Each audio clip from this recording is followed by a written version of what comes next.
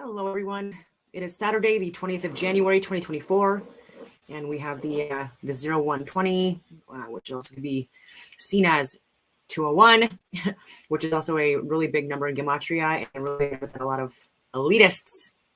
I don't even like calling them elitists, just like really rich, bored people that are perverted in their lives that they use to for their secret coding stuff like they do universally. Because numbers can be used universally, whereas language can't. And so we'll see if anything weird happens today. Oh my God, we're on the verge of another friggin' world war. I keep saying that. I've been trying to prevent this for the last few years. And I was even talking about Russia and Ukraine months before that kicked off. And saying where that leads, or possibly could lead if we don't fucking wake up and see the people that are writing the scripts and enacting these friggin' these plays are the ones that are profiting off of it, right? So we got a bunch of scumbags at the top that are really friggin', again, I think they're just bored. Maybe a few bored housewives in there as well, but I don't know. We need to speak on this stuff. I'm getting people that are asking me about, is Russia gonna attack? You know what I mean? Like NATO and cause a war. And I'm saying NATO has been attacking and escalating tensions in around Europe now for over a decade, and even Ukraine, which is not a member of NATO still, I don't believe, unless it has been in the last few weeks, because again, there's been a lot of stuff on the go that I've been trying to deal with, right? So like less than a week ago, someone that I was really close to, especially when I was younger, and really close to her sons, even now, passed away, and it wasn't a good way, right? She was euthanized just by virtue of how things went down. And it's a reality of the medical system, right? Especially in Canada, and everyone thinks it's so great. But I know people personally that have even been misdiagnosed with breast cancer. People that I think from Gaspé, incredible people, and this is like misdiagnosed in Toronto, right? So like Toronto is one of the major cities of Canada and has like the best of the best services, and so you'd think that there would be the place where there would be not as many misdiagnoses, even though medical malpractice is the second leading cause of death in Canada, or the third, depending on what you look at, the stats that you look at. And found out because this girl, I remember her from school, like she was older than I was, but genius family. And so when they speak, you know what I mean? Like I kind of like pay more attention, like sometimes, you know what I mean? Just to see what they have to say, because again, like they're known for being academics. And so, and sure enough, like this person I'm talking about, I don't want to say her name. I haven't even talked to her many decades, but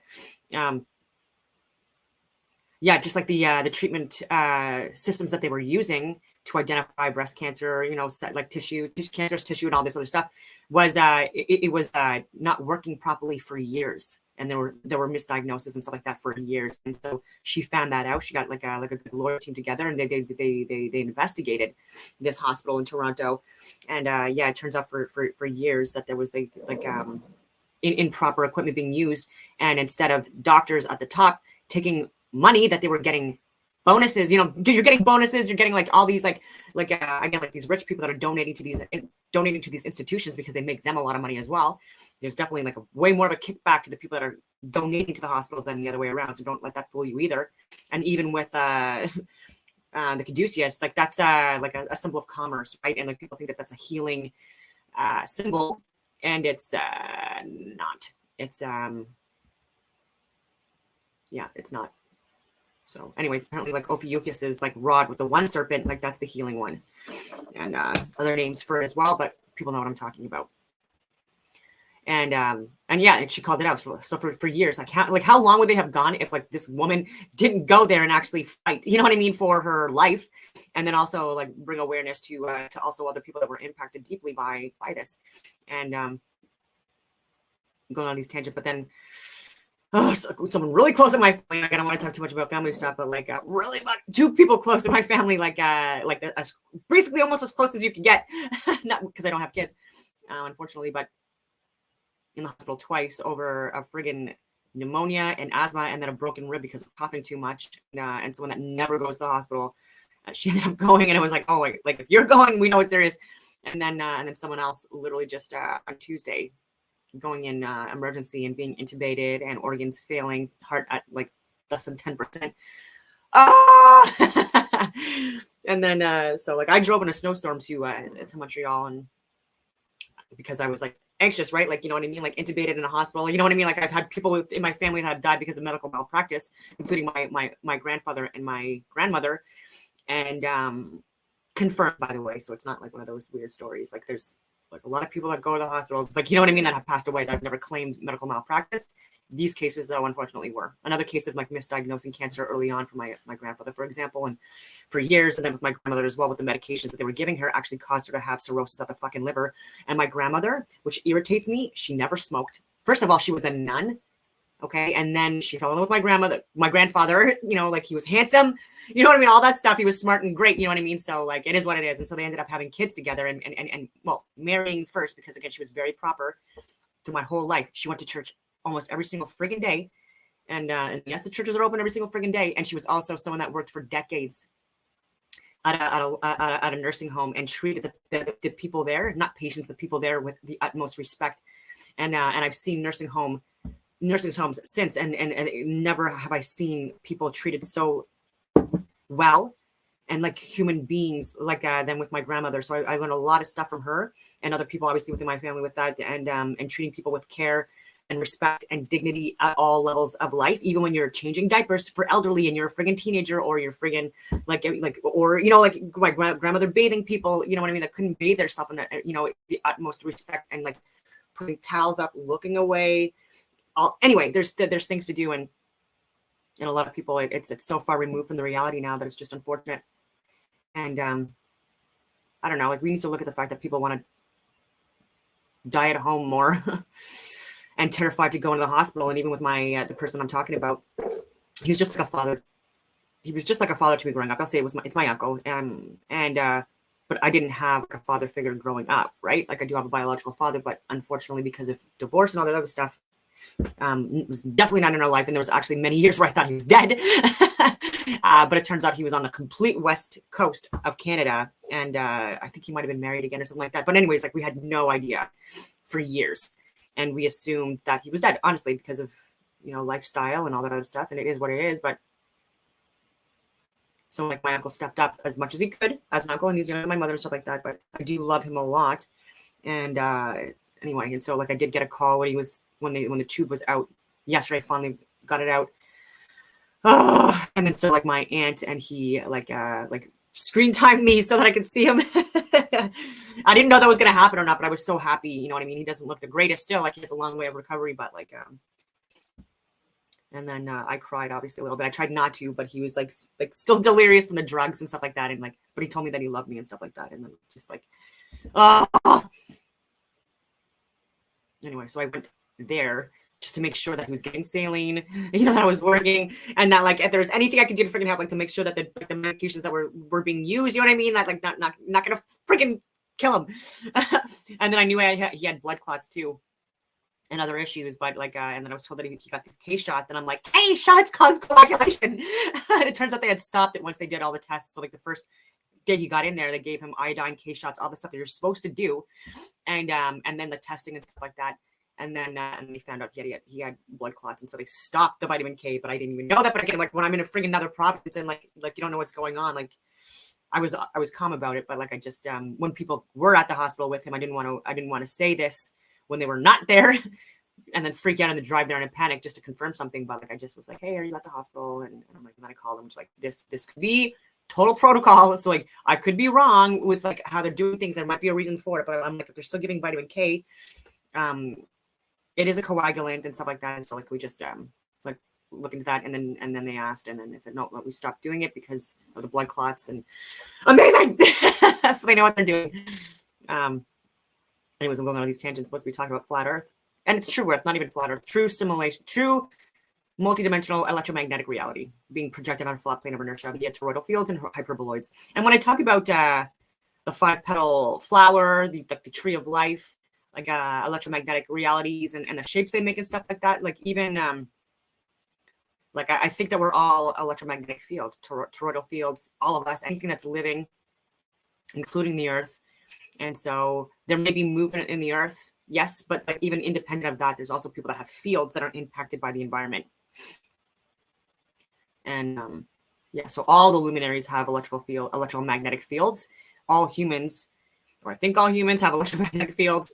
and animals and trees and stuff like that, right? Like these are actually also like living beings. I feel like that's fairly obvious because they grow on their own, and they can like even with their own like the seeds that fall out of the friggin' trees and stuff like that, like with pine cones and stuff like that, they can replenish themselves as well.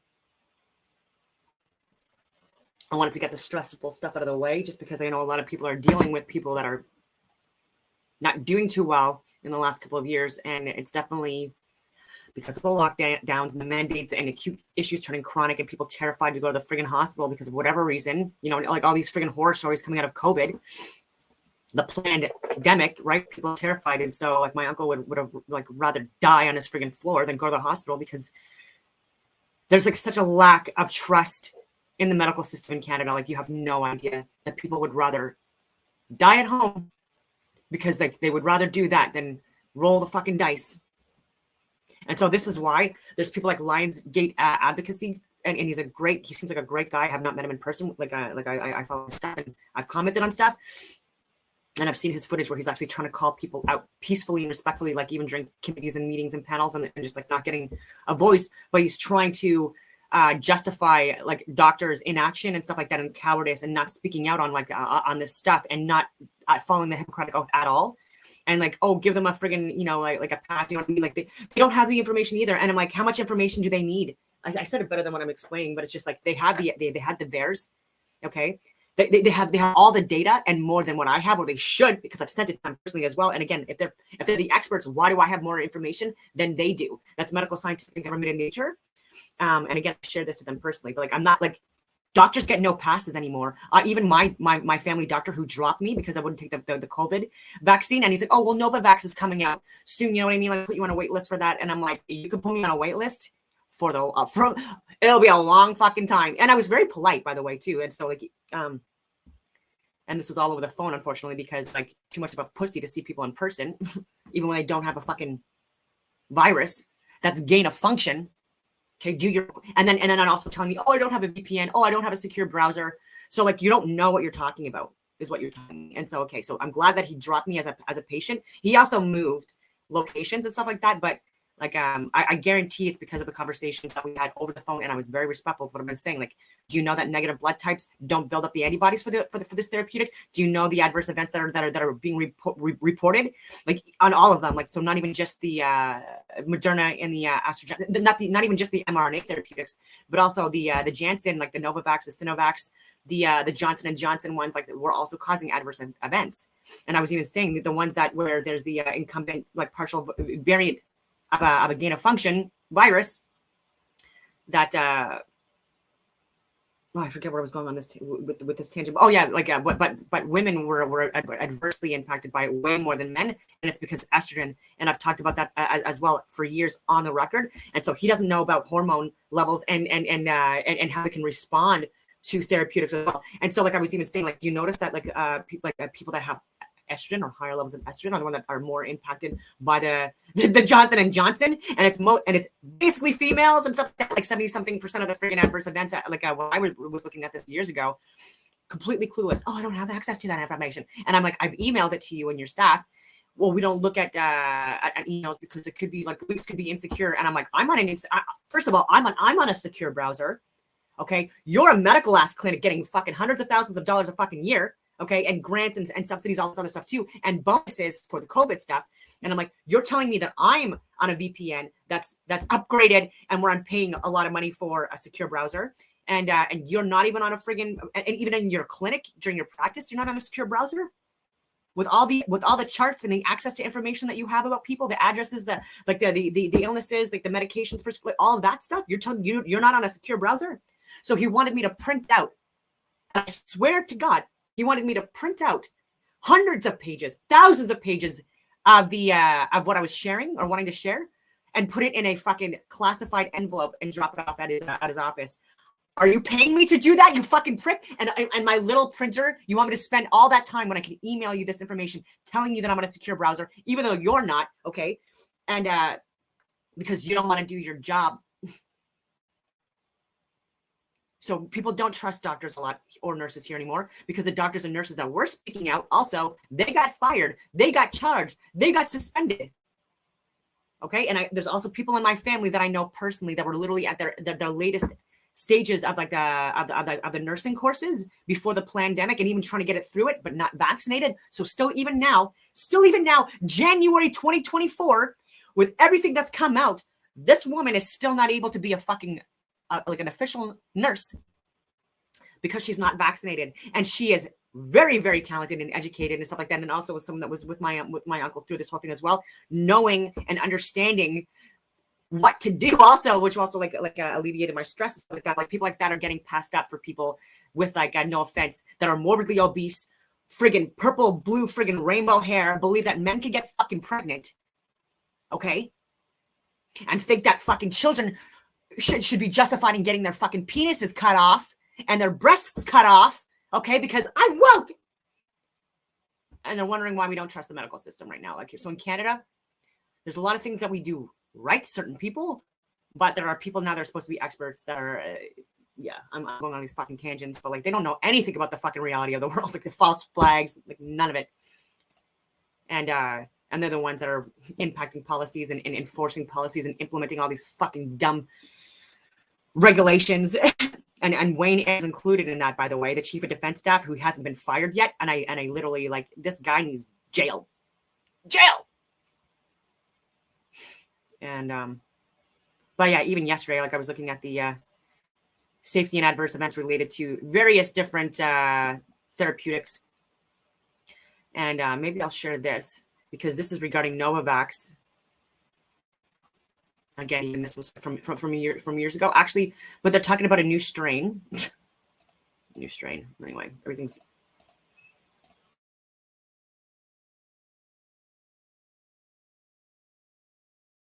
Talked about mice and like the new variant or a new virus. I'm going to say a new virus that is that caused 100% death in mice and damage their ocular nerves. So we're talking about like white eyes, after an extended period of time. So like I believe that to be ocular damage. And so sure enough, I did more research into that. I was right. And then look at this, because this is it's GXP2V is what they're saying is another virus coming out. But again, this is 2023, last year, and even in 2022, I have reports and assessments of people studying GXP2E, and it says 2017.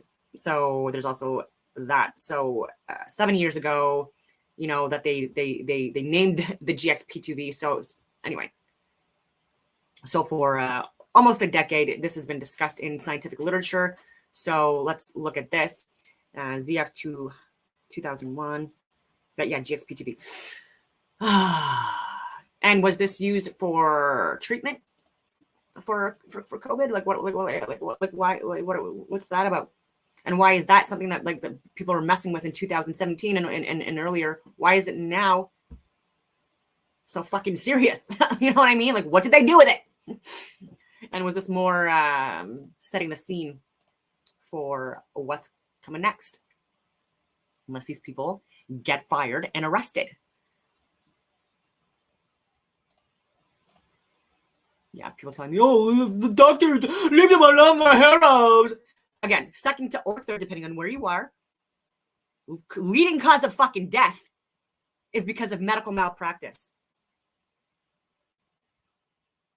We need to do better.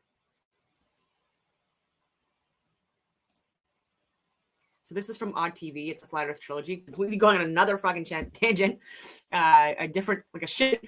And I looked at only probably about like 25 minutes of this, and it was so friggin' good, like what they were sharing, that I want to share this. And stuff I've shared before as well, but I don't have a production team, nor do I have the money to put together clips and videos and footage like this. And I've tried to get on different panels and committees and stuff like that, and podcasts and interviews with people that do this stuff so that I can add in my 2 cents.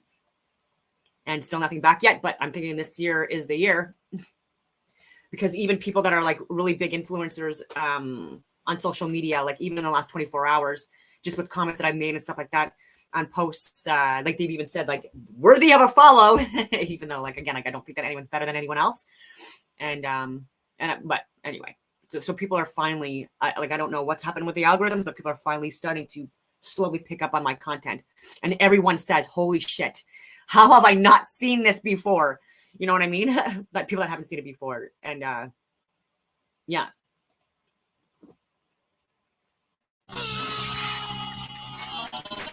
Since I'm in Canada, and I've been the most censored person in Canada for a reason. As the last time you thought the flat Earth was stupid. And I just washed my hair, sorry, so it's like wet, and I just have it half up, so it's not. Hello, everyone. This is ODD, and yes, I'm finally admitting that even though I don't like labels, I'm a flat earther. Got me, partner. Based on my research for the past 10 months, our world is very different from the model that we are being taught by the authority on the matter. It took me a while to come to terms with this, and it took even longer to gain the courage to talk about it. It can be pretty embarrassing to go against popular opinion, but this is real. It's not a psyop, it's not a distraction, and it's not a bandwagon. It's a reasonable debate. It's thousands of people taking what we've been told and comparing it to what we see and experience, only to find out that they do not match up. Once you start digging into this, it becomes clear that there is no evidence for the speculated spinning ball that we supposedly live on, and everything points to a flat Earth. The flat Earth is much more than just reasonable. The one and only reason that it's reasonable to argue against the flat Earth is that we've all been taught otherwise our whole lives. We blindly believe something that A, has never been proven, and B, is pretty much impossible. Thanks to people like Eric Dubé, the flat Earth has re-emerged and it has more steam than ever. Before I've ever even entertained the flat Earth, I knew not to trust the space programs of the world. Close examinations of NASA and other space programs reveal that things aren't what they seem and that we, the people, are being lied to. We have no real pictures of the Earth, and no matter how hard we try, we just can't find the curvature. Not only that, but flight paths make more sense on a flat map, and large bodies of water not being able to curve into a giant ball completely resonates. Forensically speaking, the globe model is so very unlikely that any good detective wouldn't believe a word the globe says. The globe's story is so full of circumstantial, impossible coincidences, which only prove that the globe is on fire. We'll be going over that in this video, as well as other reasons why the world isn't what we're led to believe. I appreciate you tuning in. Let's get started.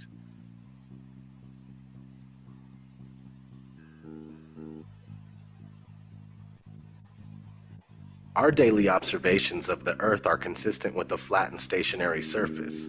Most, if not all, ancient civilizations knew that the Earth was flat. The people of today would say that ancient cultures were ignorant and unaware, yet they accomplished great feats that we still can't accomplish to this day. The truth is that they had real knowledge, and some of us only have an education. But what is an education? Education is when you are told what to think and how to think. Those that are able to remember and regurgitate what they've been told on command are considered well educated. But there is a big difference between being educated and being intelligent. Just because you believe what you've been told doesn't make it true. In fact, the flat versus spherical Earth is a debate that has never really died. It's been raging for centuries. It was a huge argument as recently as the early and mid-1900s, but with programs like NASA, founded in 1958, the latter half of the 20th century was a win for the spherical Earth. It wasn't a question for the average person anymore. Though at the time the shape of the Earth was still up to be proven, NASA claims that they went to the moon and captured a shot of the spherical Earth as if they always knew it was indeed spherical.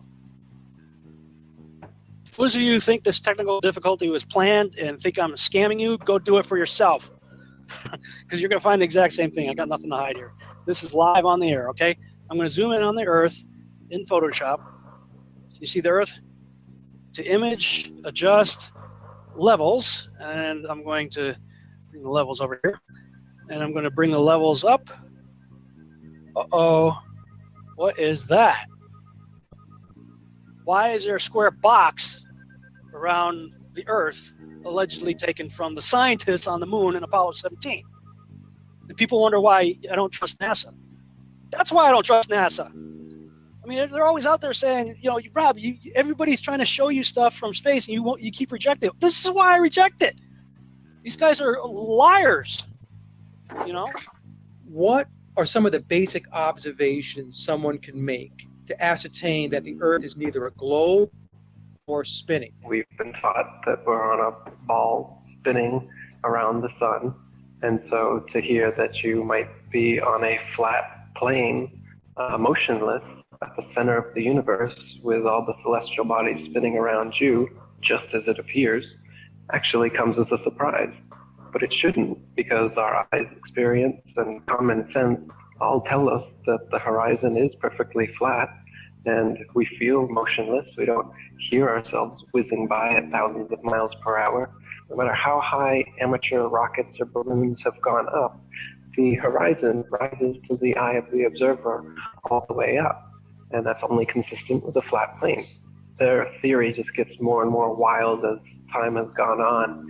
And so, yeah, it began with the spinning Earth going 1,000 miles per hour, which is then circling around the sun at 67,000 miles per hour, which then they decided the sun wasn't a heliocentric model, but more of an acentric model, where they don't know where the center is, and we're just exploding out of a big bang.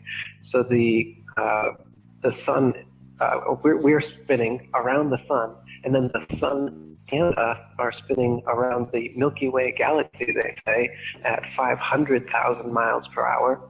And then the entire Milky Way galaxy, they say, is shooting off from the Big Bang at 670 million miles per hour, almost the speed of light. So there's at least 4 rip-raging, contradictory motions supposedly going at all times, yet you don't experience any of it, nor can you measure any of it using the stars. The flat motionless Earth is not only is it the greatest conspiracy of all, it's also the easiest to prove. I mean, it just is flat and motionless, just as it appears. Look into it more and more, make it a thing to try and debunk it, if you will. You know, even if you want to do it that way. Negative reinforcement works too. Try as you will, you're only going to find proofs for the flat motionless Earth. You're not going to confirm that you're on a spinning ball.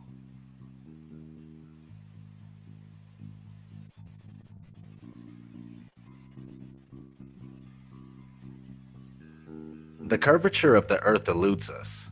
Either the Earth is much larger and with the curve, they're going to explain this as well, but people want to, I took my hair's still drying, but anyway, 8 inches per mile squared.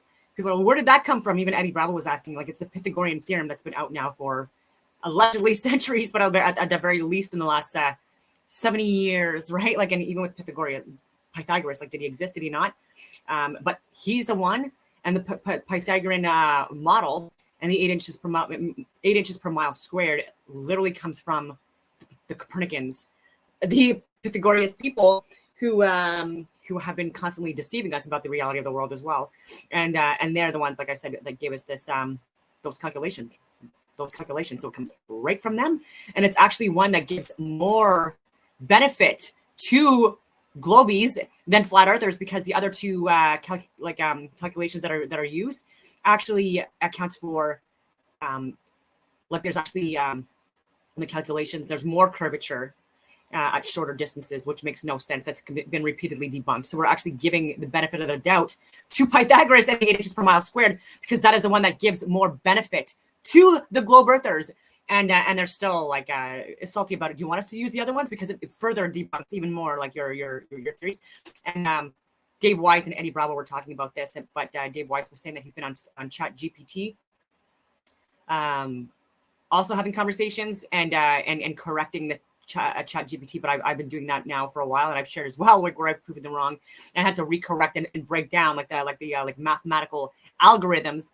And so Eddie was saying that he should do that as well. But it's like, man, I've been doing that this whole friggin' time. Like, why aren't people inviting me on their goddamn shows yet? What is with like people like not wanting Canadians to be part of the movement? I'm like literally the only Canadian that I know of that's talking about flat Earth. I literally don't know anyone else. And so if you want an international forum for flat Earth, you should be inviting people from other fucking countries already. Eddie Bravo. circumference. Not to give you a hard time, but like, hello, like, you know, and he follows my account too, or at least he did. And this was a few years ago. This was even before the Freedom Convoy, I believe. And so, like, I want to go on your friggin' show, man. Or the curve just doesn't exist.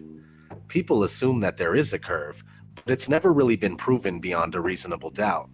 Cameras with fisheye lenses, Hollywood movies, and NASA CGI are the closest we get to seeing curvature. The deception and the lies are just so pervasive, and they're just so deep. I swear, it gives me a headache.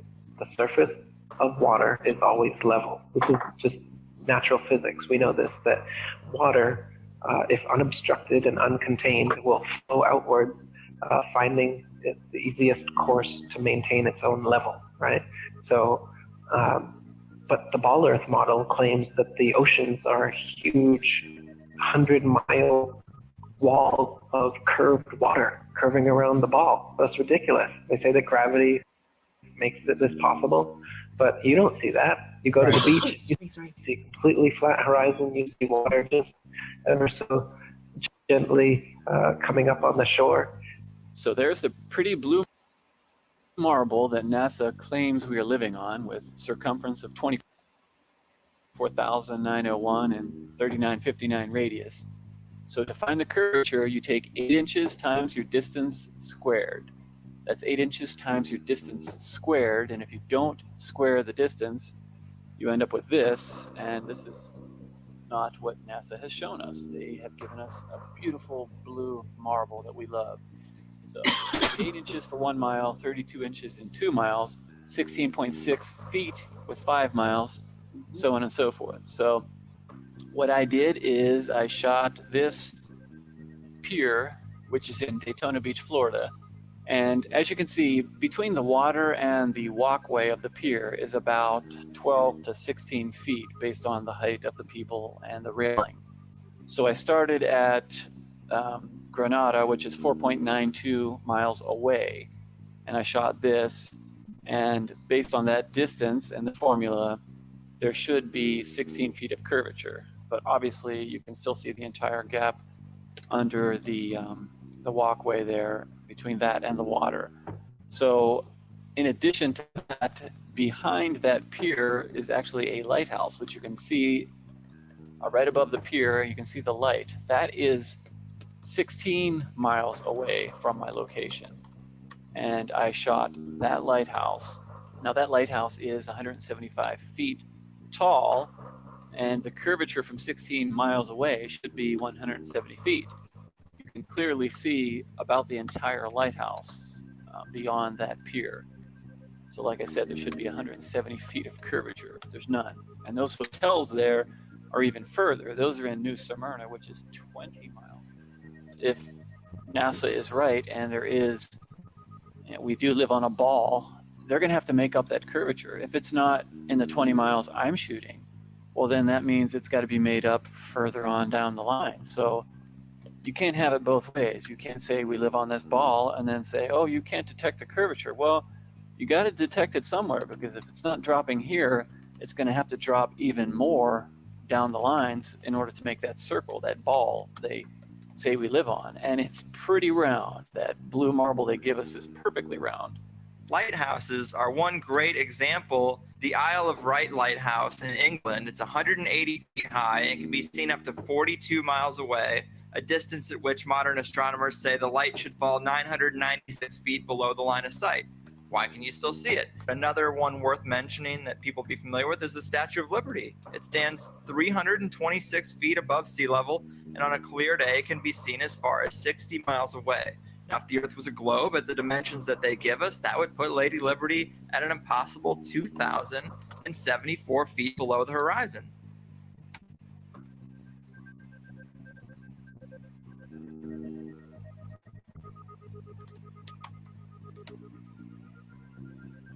No, not one picture of the Earth. Imagine that. 2016, and we still don't have a picture of our home. Thousands of satellites supposedly orbiting the Earth. Why can't we get thousands of pictures?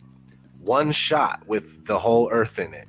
Hell, You know what I'm we gonna should do have when a I'm doing? channel on cable that shows. I'm typing, and I do this all the freaking time, but I'm actually gonna like share my screen, chat GPT, because like I gotta just to prove a point. No, not Discord. Chat GPT. Okay, so again, I ask.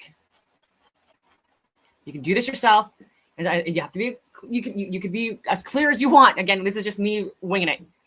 If I'm at sea level, how far behind the Earth's curve is a ship I see on the water 3 miles away, right? The Pythagorean, you need to know these models and the calculations before going into this, right? Because like the Chat GPT, it's just going to give you information that is getting from the people that put the information in the system, and has not been updated since January of 2021, which I've also asked them.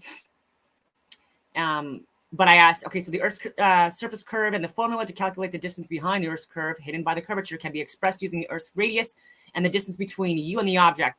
So he's giving me this formula, not the 8 inches per mile squared. Trying to fucking complicate everything. Yeah, so like D is the distance, obviously. R is the Earth's radius. And even this is incorrect. Actually, even looking at this, approximately 3,959. Oh, the radius. Okay, so you have to double that. But no, this is wrong because it's 24,901 miles, which equates to about 40,000 kilometers for diameter. And so half of that would be 20,000. And so like, again, like Chat GPT is not your man or a woman. It's not your thing. Not even a gender, but, or a sex, I mean. And then all this other complicated math, blah, blah, blah, blah, blah. And then it says distance equals 154.15. What are you talking about? Like feet? Miles? So yeah, so this is what he says. So with these assumptions, the ship would be approximately 154 miles behind the Earth's curve at 3 miles away. And so like, what are you talking about? And so for me, I'm like, that's fucking insane and incorrect. Oh yeah, I even put it out like, that is wrong. And then putting cosine in and all this stuff again, trying to like blah, blah, blah. And then now he's saying the distance is 0.115 miles. A little friggin' different than what you said up here. And so again, unless you actually correct them on this shit, they're like, no. So if you're at sea level, the ship is 3 miles away, the hidden distance due to the Earth's curvature would be approximately 0.115 miles. I appreciate your patience, and I hope this clears up any confusion. And I say 8 inches per mile squared is the Earth curve calculator. The formula you're referring to is expressed as, I didn't put it in quotes, I guess, because like it's a simplified version of the Earth's curvature formula for small distances. No, it's for any fucking distance, by the way. And Pythagoras is the one that gave the friggin' calculations, not me. And so anyway, angular distance radians finally gets it. So if you want to use the simplified approximation for small distances, you can use this formula. For example, the distance is 3 miles, 72 inches. How many feet? So then I ask again, because like, okay, your first friggin' calculation was way off, 154 miles behind Earth's curvature. What the hell are you talking about? And then you're saying it's 0.015 miles. Sorry, 0.115 miles. I don't know if I said that. And so I'm like, oh, what is that? so how many feet is that? So to convert miles to feet, you can use the fact that 1 mile is equal to 5,280 feet. So to find out how many feet are in this, you could do that. And so therefore 0.115 miles is approximately 607 feet. So I'm like, so how can you get 72 inches for Earth's curve calculation? 154 miles, and then 607.2 feet. The same distance away at the same, I'd say the same height, but I'll say at sea level. Let's see what ChatGPT says. Always, I apologize for any confusion.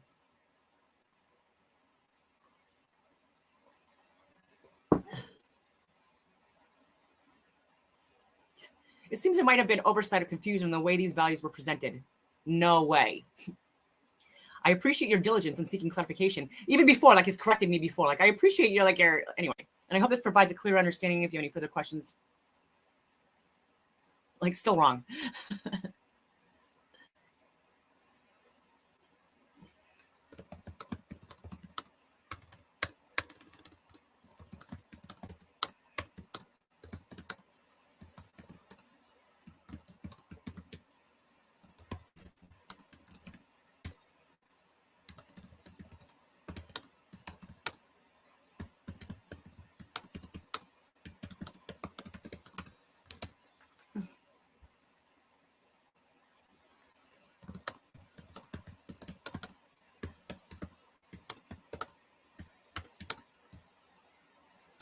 I hope you can read this.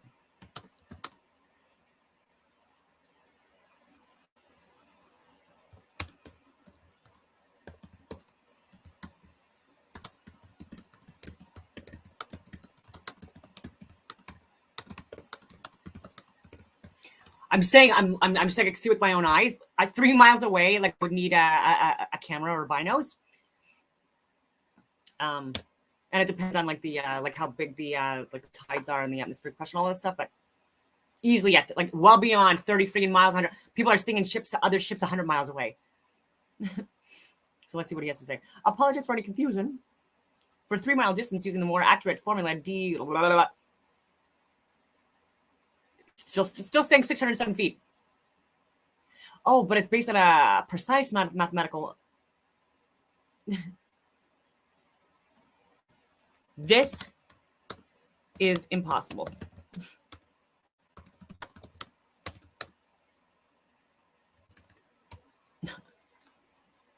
$670. Okay. So like again, and only so I hope this like clarifies. Like literally, it's you couldn't be further from the like ChatGPT like hasn't been updated since 2022, like I've said, and doesn't like it's an AI system. It can't it doesn't learn new material if you provide new material to it. And I can go back and forth with ChatGPT for ages, but it's just going to give me the same inaccurate information. And unless you know the models in math, all right, and that's where they get us. That's where they get us. You need to be someone that's well versed in this stuff and know the globe Earth model, and able to debunk it and understand it, or else like with ChatGPT, you're just going to get duped, right? Because it's an AI system, right? It has all these fancy algorithms and stuff that it uses and stuff like that.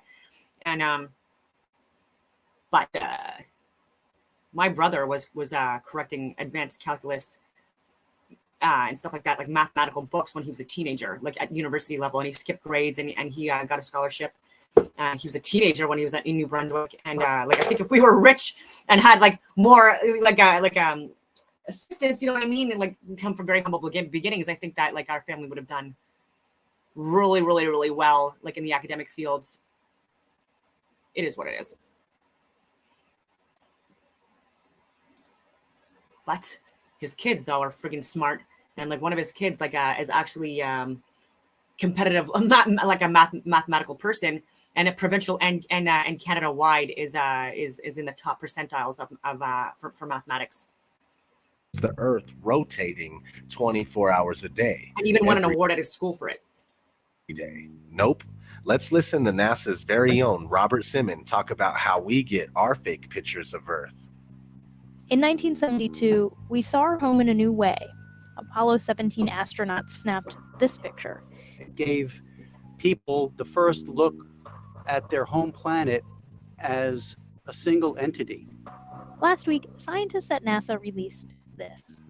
The shot is compiled from data from NASA's VEERS instrument, which orbits the Earth about every 100 minutes, taking measurements of light coming off the planet. That can be translated into ribbons of imagery like this, and then into one of these. And this is just the latest in NASA's Earth from Space album, which may be one of the most mind-expanding collections of images in human history. Then in 2002, Blue Marble 2.0, NASA's Rob Simmons made this. Simmons' job is... It's primarily taking data and making pictures out of it. That's what this is. A composite of data sets from several different instruments translated into a picture. So we actually had to take clouds out. They stashed the clouds for later and went onto the ocean. That came from an instrument that measures phytoplankton in the sea. Where it was low, I colored it dark blue because they're low mostly in mid-oceans. And then where it's a little bit higher, it was like a little bit brighter green. Then add the clouds back in. There's a small problem with it because there's a very slight gap in between each orbit. So some of those are painted on. It is photoshopped, but it's has to be. Then there was another layer to sort of simulate the atmosphere. And then there's this little bright spot. It's called the specular highlight. So it's the reflection of sunlight off of water. Those are the pieces, but you can't just slap them all together. It just didn't look realistic. It looks kind of flat, or the clouds are sort of too see-through. So I just hit Command Z a lot. There's artistry to creating the world. What I imagine it to be. Unfortunately, I'm not an astronaut. I've never been to space, but I've looked at these images over and over again, trying to sort of get the essence of it. It is photoshopped, but it has to be. It is photoshopped, but it has to be. It is photoshopped, but it has to be. It is photoshopped, but it's has to be. Bless you. Excuse me, I'm allergic to bullshit. Not having one authentic picture of the Earth alone is a huge red flag. First off, let me ask you, why do you think that Truman has never come close to discovering the true nature of his world until now? We accept the reality of the world with which we're presented. It's as simple as that.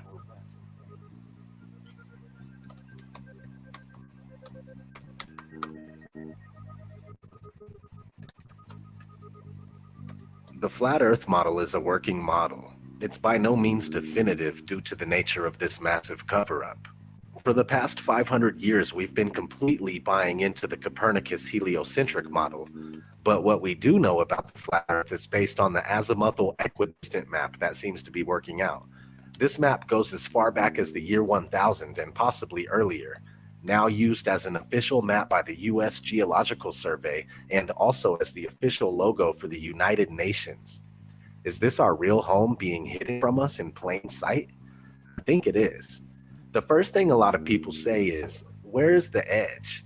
Well, look at this map where Antarctica is a 360-degree ice barrier that holds the water in. These ice walls are real, and they stand 150 feet above the surface of the water. Then you need to understand that there is no independent access to Antarctica. Average people can only go there on a guided tour. It has no towns, no cities, and no permanent residences. What's past the 150-foot ice wall is anyone's guess. How far the ice extends, how it terminates, and what exists beyond it. The Antarctic Treaty, signed in 1959 by 12 nations and more later on, states that Antarctica is for peaceful purposes only. No military activities, just scientific research and government exploration. Expeditions by any party must be discussed in advance. It's the longest and most successful treaty between nations. The treaty also states that there are ships, stations, and equipment to ensure compliance of the treaty. Sounds like military activity to me. Anyway, so this azimuthal equidistant map appears to be correct for the most part. Over the centuries, there's been other maps that look pretty close to it as well. Let's look at an interesting story that was recently in the news that supports this flat map. A woman gave birth on a flight from Bali to Los Angeles, so the flight made an emergency landing in Alaska. Here's what it would look like on a globe.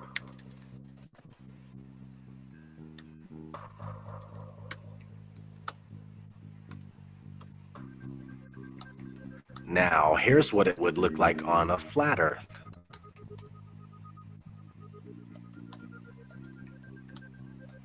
Which one makes more sense? Exactly. A big issue I was having with the flat Earth for the longest time was the sunrise and sunsets. I realized that it was a perspective issue. First, you must understand that the sun is not 93 million miles. Also, sorry, I'm still talking with ChatGPT. I'm such a freaking French woman sometimes. I swear to God. Like even the English women, by the way, that live in Quebec, like you could still consider them friggin' French, depending on where they grew up, because it's like Quebec is just its own different area. Where's ChatGPT? There we go. So I'm asking it again. Okay, so all this stuff. So I'm like, because he's talking about short distances. I'm like, so 3 miles is short distance. So the Pythagoras curvature model would be more accurate, wouldn't it? I'm asking really good questions because even now it's still saying like at 3 miles away, a ship would be like over 600 feet under the curve, which again, like anyone can walk out literally now and debunk that. That's ridiculous to me. So that's literally giving more credit to the flat Earth model, like because that to me like it makes no fucking sense. That's literally like saying that the trees are friggin' purple when they're not. You know what I mean? Like I don't know. But like, so very obviously not accurate. So again, he's going with this Earth curvature stuff. So for short distances, like 3 miles, the Pythagorean theorem can be used for a rough approximation, but no longer distances. But for longer distances or more accurate calculations, the curvature formula is more appropriate. Yeah, you're telling me it's more appropriate when you're literally off by like 550 fucking something feet in curvature within a 3 mile period. You're telling me that your model is more accurate? Okay. What reality? So that I still have to be patient. So how many feet below the curve would a ship be with me looking at it at this level using the Pythagoras? I want the Pythagoras still lying, so still saying 607.2 feet. So for a ship 3 miles away, this is ChatGPT saying this, the hidden height due to the Earth's curvature would be approximately 607.2 feet. Nuts. So I'm saying using the Pythagoras model, which you said yourself is more accurate for short distances. Like, you know what I mean? Like, use that fucking model.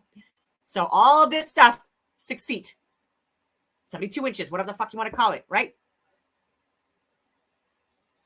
How long did it get, like, painful to talk to ChatGPT? This is why it fires me up. Therefore, yeah, plus there's a little bit of stress in my life because of family and stuff like that. But therefore, using the Pythagorean model for short distances, the trip would be approximately 6 feet below the Earth's curve. So how can you keep saying over 600 feet when it's only 6 feet away? That's me. You know what I mean? I appreciate your patience, and I apologize for any confusion in my previous responses. There appears to be a miscommunication or misunderstanding. Oh, okay. All right. And I appreciate your diligence in seeking clarification. Using the Pythagorean model for short distances, as we just calculated, the ship would be approximately 6 feet below the Earth's curvature when you are at sea level and looking at it from 3 miles away. Again, also repeatedly debunked. Okay, I've debunked it, like even in Gas Bay and PEI on my way to Yukon and stuff like that, even like recently, but also through my life as well. When I was on the Gas Bay coast, I literally wrote the Ghost Ships of Chaleur Bay when I was like, I don't know, maybe like 11. And because it made no friggin' sense. What people are trying to tell me, like, oh no, the ships, those are ghost ships. You don't see them. Those are mirages. I'm like, they're not fucking mirages. I guess they're waving. Like, what are you talking about? No curve. Like, they're not, like, not, no. Right? And I was 11. Anyway, and so 607 feet. Come on, guys. Like that, like at 3 miles, like a major fucking drop like that. Is there anything else I can help you with? Please let me know. Yeah, because you've been very helpful. Chat GPT. It's like literally like I'm going on a calculator and getting the wrong answer. Like, how do you know unless you know, right? Like, and this is what I mean. Like, we're lied to about everything.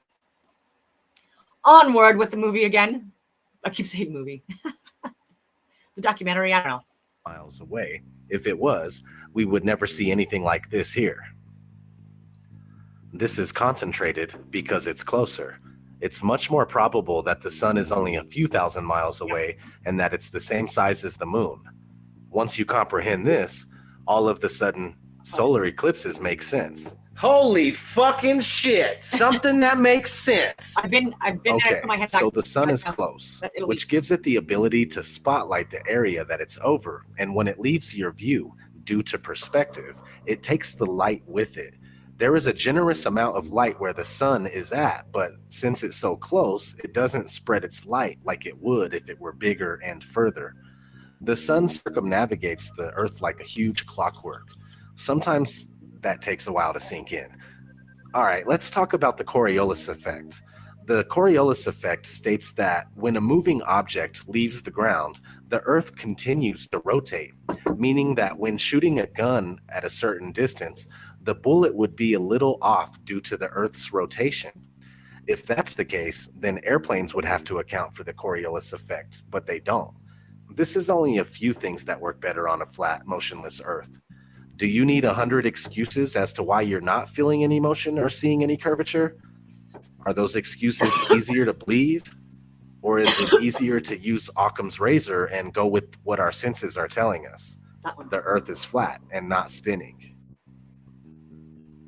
Now, real quick, let's kind of just explain the Coriolis effect in layman's terms. The Coriolis effect is the effect that when the bullet leaves the barrel of the gun, it is actually leaving the surface of the Earth. So as the bullet leaves the barrel of the gun, the Earth is still rotating. No, it's not. And the bullet is... And that guy looks cool and everything, but I was an infantry officer for over 15 years and raised in the Gaspésie. But I also every summer and winter going to Montreal to see my family. But hunting, fishing, lifestyle. So I'm also an advanced firearms instructor even currently, right? And I've been around guns my entire life. And I also was a combat support company second in command as well. So again, infantry, I fought all freaking weapon systems within the Canadian Armed Forces and beyond. And I've also won competitions and competed against even the tier 1 guys at the special forces. And I swear to you, beat them all, even with a pistol that was iron sight, weapons that were iron sight, and they were great shots. I'm not taking away from them, but I'm someone that again is highly skilled. We all get skill fade. It's been a little while since I've been on the range for sure, but we all get, but again, and so my ex-husband, He was a sniper, and like I was a squadron commander, a company commander, whatever you want to call it, for like the snipers, reconnaissance, and signals when I was in Edmonton with the PPCLI, and they're the best regiment. Never factored in Coriolis effect, never. And if you want to get an actual expert, right here, I'm telling you right now, and some of that even with like the ballistic missile projections and stuff like that, I've studied the rifling, all of that stuff, the distances, you name it. And having to know all that information to be able to properly employ these weapon systems, but like I'm telling you, like we don't factor in Coriolis effects, ladies and gentlemen. Even like when people go on these like balloons, you know what I mean? Like, we gotta wake up. Not rotating with the Earth. So the Earth will actually rotate out from underneath of the bullet while it is in flight.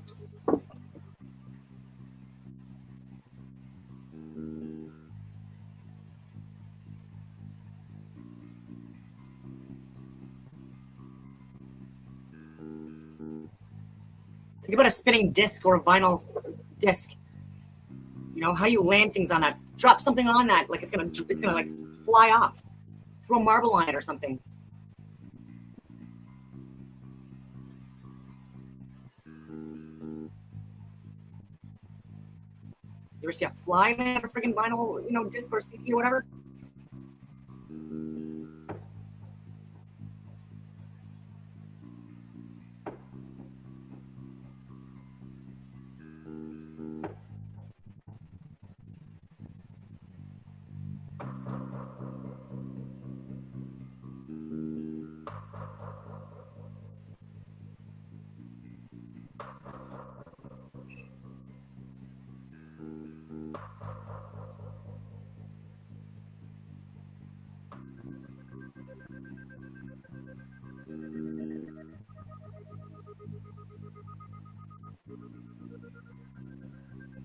This one is a touchy subject. This whole fucking video is a touchy subject. So anyway, this one's hard to get across to people big time. But outer space is up for debate. Space programs are compartmentalized, and most astronauts are Freemasons that have to swear an oath of secrecy when dealing with the so-called missions. The thing is that there is so much footage of NASA and other space agencies making mistakes. Sometimes we could see bubbles in the spacewalks. Sometimes we could see harnesses and wires on the people in the International Space Station. The permed hair that moves nothing like it would in zero gravity. These are huge red flags, not to mention the Van Allen radiation belt. The Van Allen radiation belt is a layer of energetic charged particles that is held in place around a magnetized. Yeah, magnetized. So even with radiation, what they talk about, like there's like magnetic fields, toroidal fields, electromagnetic fields that I've shared. Ken Wheeler shares actual real footage of, like with magnets under lights and stuff like that. Really like take a look at his stuff. It's great. He's not a flat earther yet or a true earther yet, but if he does make that link, I think that he would make friggin' even more groundbreaking I guess like results or whatever you want to call it, like videos and books and stuff like that regarding electromagnetism, because like he thinks that the moon is a friggin' like a hard rock, you know what I mean, in friggin' space. What is it, like 240,000 friggin' miles, whatever? Like no, and that it's not self-illuminating, that doesn't give off like this like cooling silver, electrical like gravitational lights, with like the suns. Okay, like not just the sun that we call the sun, but like with Saturn and Mars also being considered suns, and Jupiter and Venus being considered to be moons and have phases like moons. They're all like self-illuminating plasma, whatever you want to call it, things that we're seeing two-dimensionally by virtue of like perspective, and that could be within the firmament dome, whatever you want to call it. But like these are fields, all right. And why they're calling them radiation belts or radiation fields is because of the because they're electromagnetic, and it's the sun's primarily as well that are causing these fields, right? So like again with magnetism, it's radiating energy, right? And electricity is gravitating energy, right? So gravity, as we're being taught, that's not real, right? But there's the energy itself. There's like radiating and gravitating. There's centripetal, centrifugal, electrical, magnetic, cooling, heating, expansive, not expansive, integrating, disintegrating. You know what I mean? So you get it, right? But it's still like a cosmos or a universe oneness. that's experiencing itself in a dualistic environment, if that makes any sense. And then we still have our mind, which is the connection to this earth plane and our higher level consciousness being that's playing this game, this simulation, whatever you want to call it, in this creating environment. And so even for sacrifices, I'm going on all these friggin' tangents and stuff like that, but like sacrifices that we're supposed to be giving is actually is creating in nature, not destructive in nature, unless it's destroying things that are bad, like molds and parasites, stuff like that, that are like attacking hosts and stuff like that, or like cancer cells, like bad cells that feed off of sugar cells and yada yada yada. I'm going on all these tangents, but yeah. So if you want to offer, you want to give offerings, as a sacrifice to creating a reality, if you want things to go well in your life or your family's life or whatever, then it would be to, I don't know, like do it, like feed birds, like plant friggin' things in the ground, right? Like save a friggin' animal from, something, or donate or adopt or friggin' like help your neighbor. Like these are ways like that to me is sacrifice, right? Like thinking beyond yourself and making things better. Right. And so, which, is time and effort and money, so it is what it is. But anyway. Planets such as Earth by the planet's magnetic field. Sounds kind of like a dome if there is one. Oddly enough, one of NASA's employees admitted that this radiation belt needs to be figured out before humans could pass through it. Listen closely. As we get further away from Earth, we'll pass through the Van Allen belts, an area of dangerous radiation. Radiation like this could harm the guidance systems, onboard computers, or other electronics on Orion. Naturally, we have to pass through this danger zone twice, once up and once back.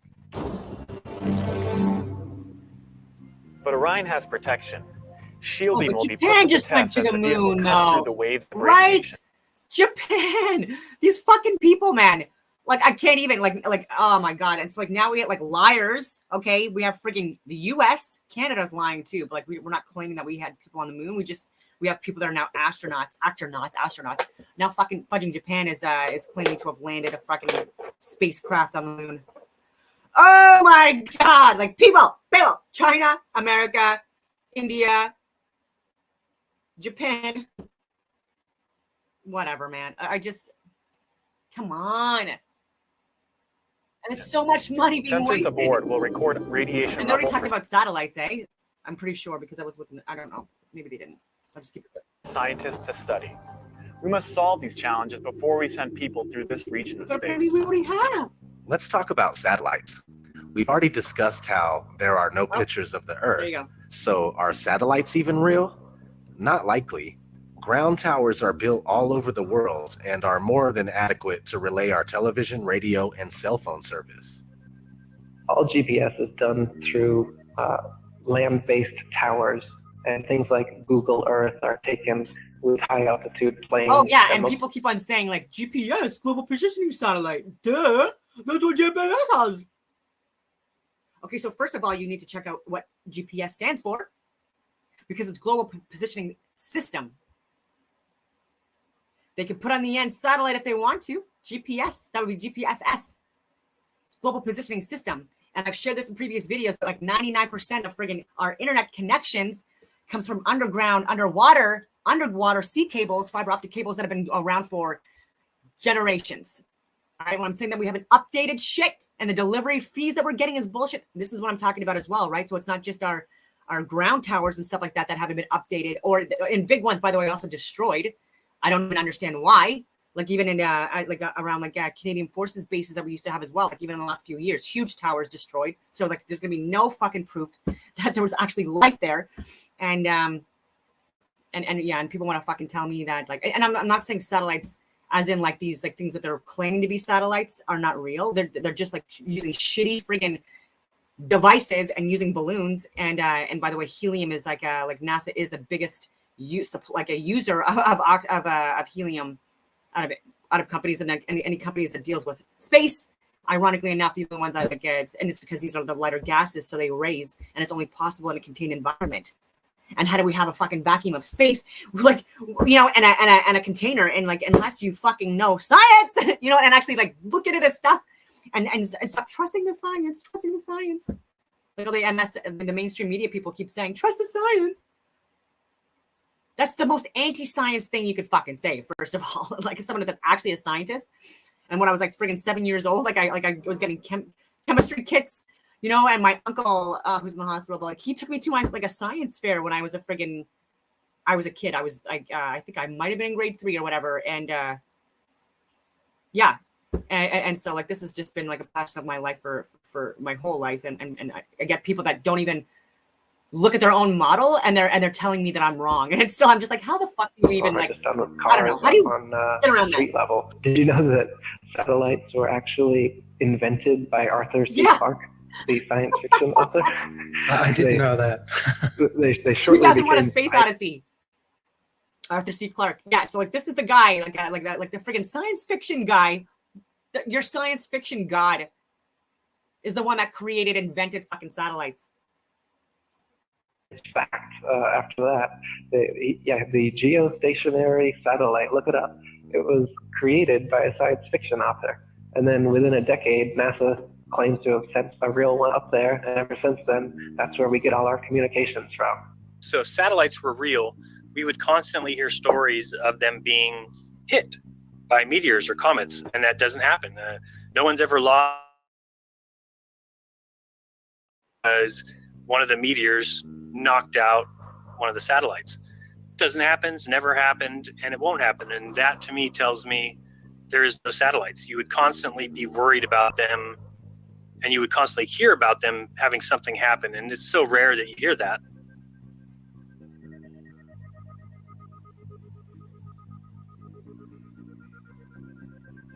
So you may or may not have heard the term cognitive dissonance. Cognitive dissonance is when new information challenges your beliefs and you just can't let go. It's just like that scene in The Matrix.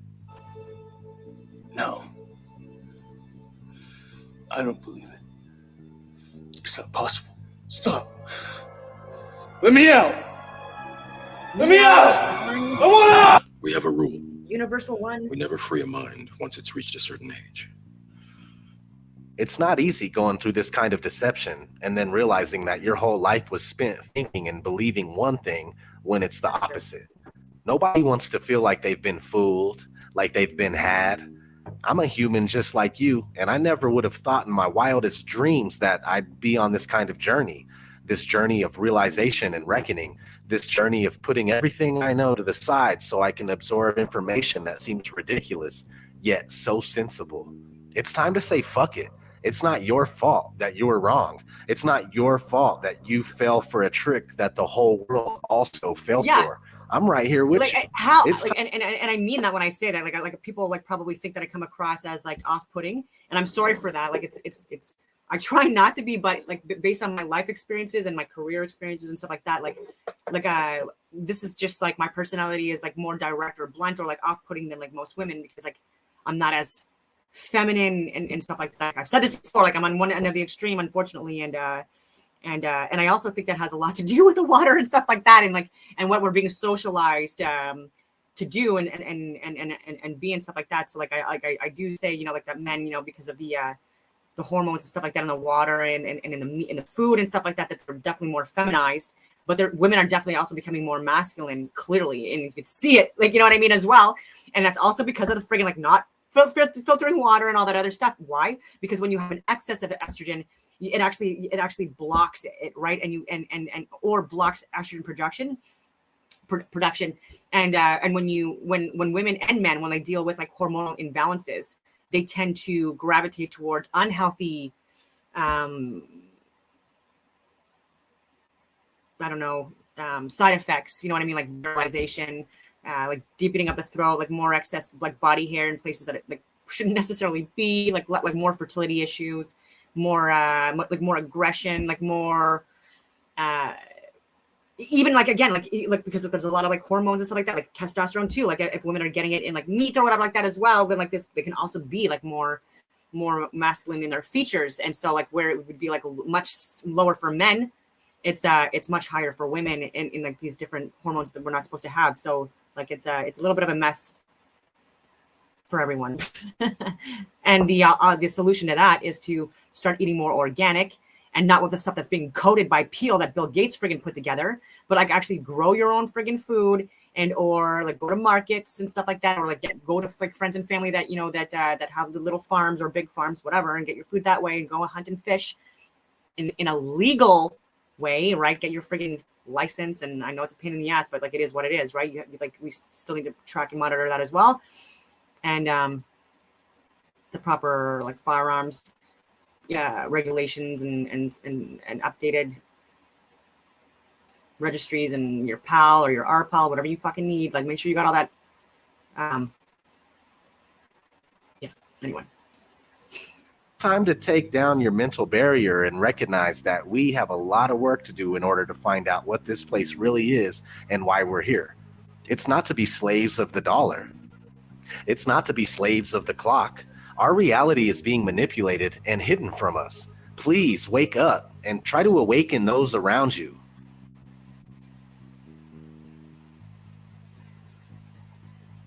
So how did this happen? Okay, let's start in the classroom. The first time anybody enters a school classroom, they are introduced to the globe model of the Earth. This three-dimensional scale model of the Earth that has never been proven was invented in the 1400s. Fast forward to 1927, a big budget movie company called Universal Pictures came out with the intro, and guess what? The spinning ball Earth still hasn't been proven. This is 30 years before NASA was founded. Over the years, Universal kept coming out with similar logo intros, and to this day, we see the spinning ball Earth before many of the movies that we watch. Besides, there are countless movies about outer space that use the same model. We have been indoctrinated, and it's as simple as that. For the spherical Earth to remain unproven after this long is a wake-up call to everybody that lives here. We need to shed this programming right here, right now, and shedding the programming for sure. And it's not like people like did this like out of malice. I get the lower levels, right? Because they only do to us what we allow, right? So like teachers that I had growing up, they were great people. I have such good memories with a lot of my teachers, and they weren't intentionally lying or deceiving people.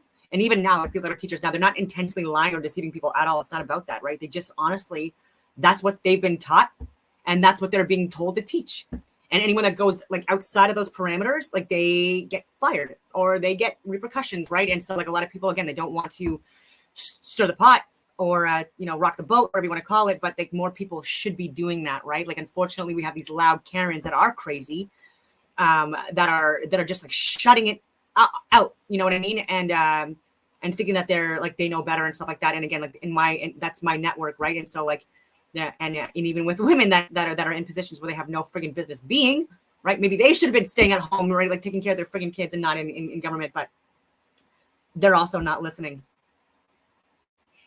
And like teachers used to be so friggin' like and they would discipline kids too, right? Like, and so like there's like less fear of that, maybe because of Gas Bay, like it was like less rules and stuff like that. But like teachers like flipping desks, like if like a kid was asleep, like taking the friggin' textbook and like slamming it on the desk to scare the friggin' kid awake. You know what I mean? Like, and if you ever said like whatever like kids are saying now to teachers, like man, like you might get it from the teacher, or like a smack in the ass or whatever, or you're definitely getting kicked out of the class and you're definitely expelled for sure, or suspended.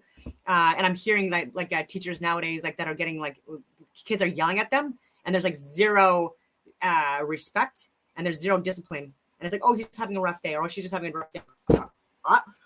Are you kidding me? You're 16 years old having a rough day. Like literally life gets worse, so you need to saddle up, suck it up, and you can't be like that in a classroom, like as if, but yeah, you like in my family, if I would have said anything disrespectful to my kids, like I don't even have to worry about the teachers, because if my mother found out, or my stepfather, like, you know what I mean? Like there's discipline at home, right? For a friggin' reason. And so anyway,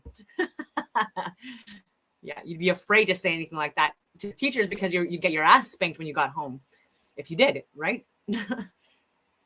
Can't do that or say that anymore. Find out what the fuck is going on. No more embracing this sick illusion that was created by psychopaths. I'm going to keep searching for answers and trying to make something happen. All I want to know is, who's coming with me?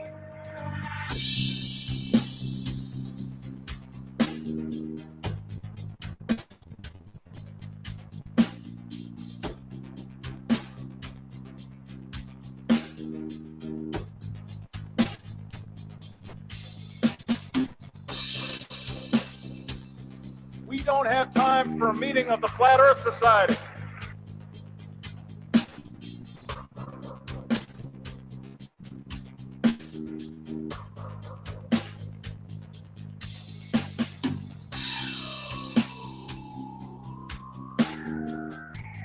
I'd like to be an explorer, like the Great Magellan. Oh, you're too late.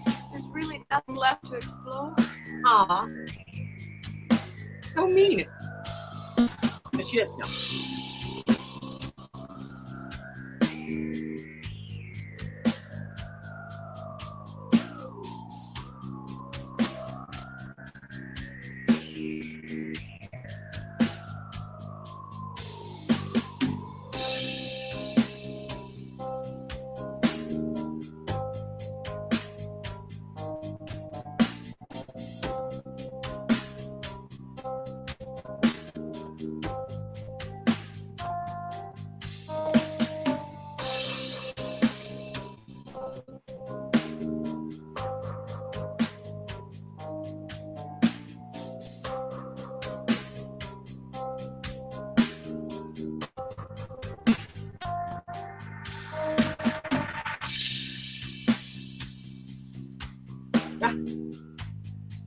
Right before your surgery, I asked if you had packed your cell phone, and you said, which one?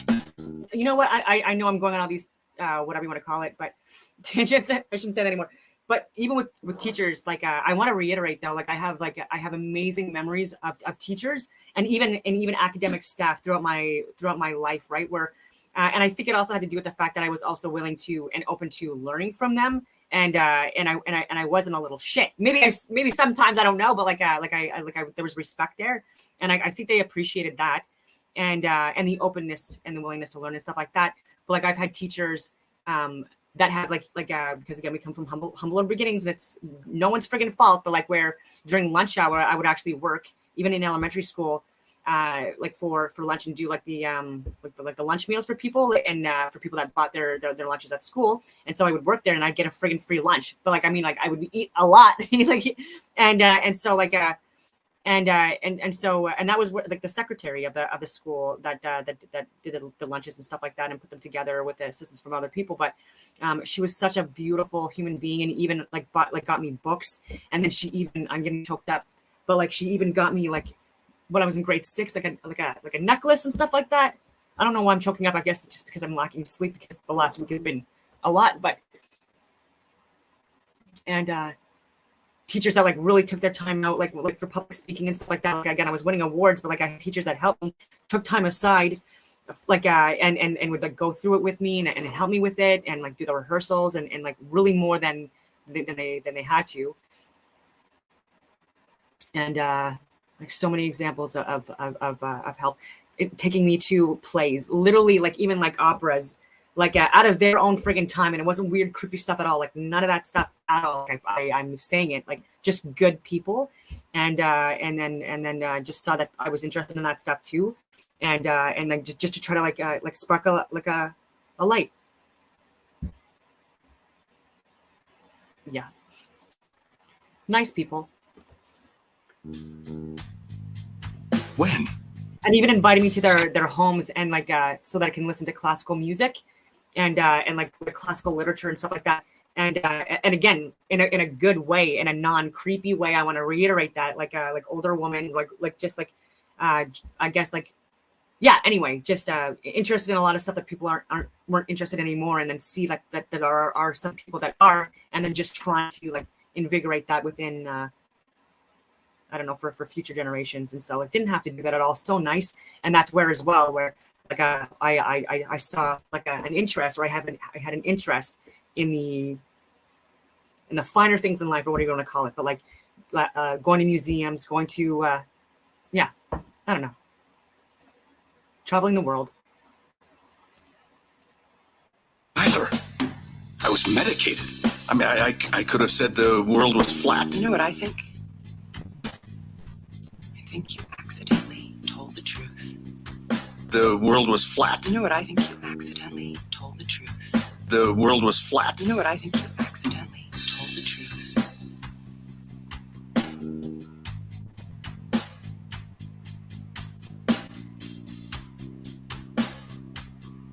Really, the evidence shows me that it's flat and stationary. There is much more evidence based on just pure analysis that it's flat and stationary.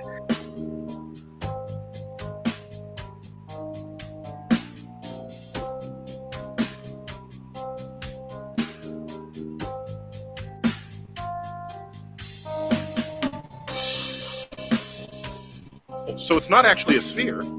It's oblate. And officially it's an oblate spheroid. That's what we call it. But not only that, it's slightly wider below the equator than above the equator.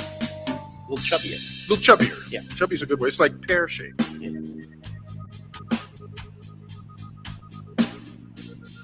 Really, we're in big trouble as far as lack of critical thinking and lack of free thinking. We really are in big trouble. We need to step it up as far as the awakening goes. You really need to put your thinking cap on, and you really need to start to look at these things and look at them with a critical eye and with a critical mind. –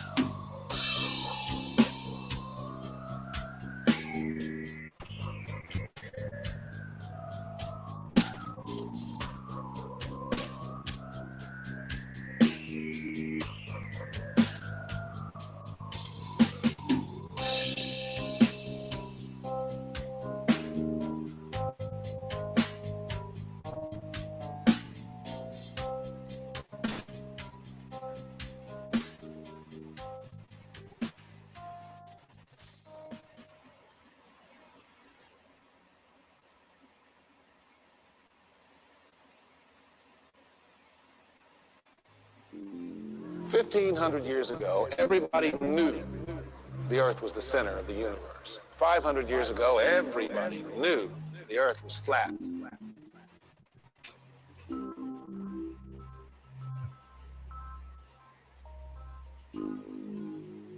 Hey there, Flat Earth researchers and debaters. This is ODD, and this is a follow-up to my video entitled True World, which is a 30-minute rundown of the Flat Earth phenomenon.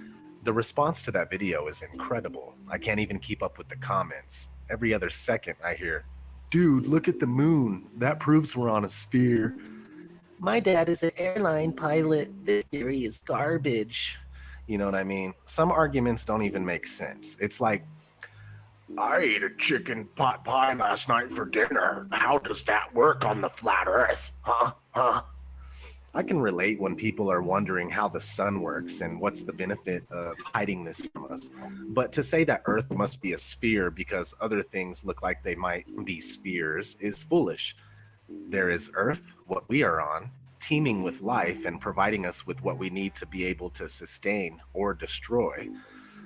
To build civilizations on a vast flat surface where large bodies of water are incapable of curving. Earth, where curvature and motion cannot be detected.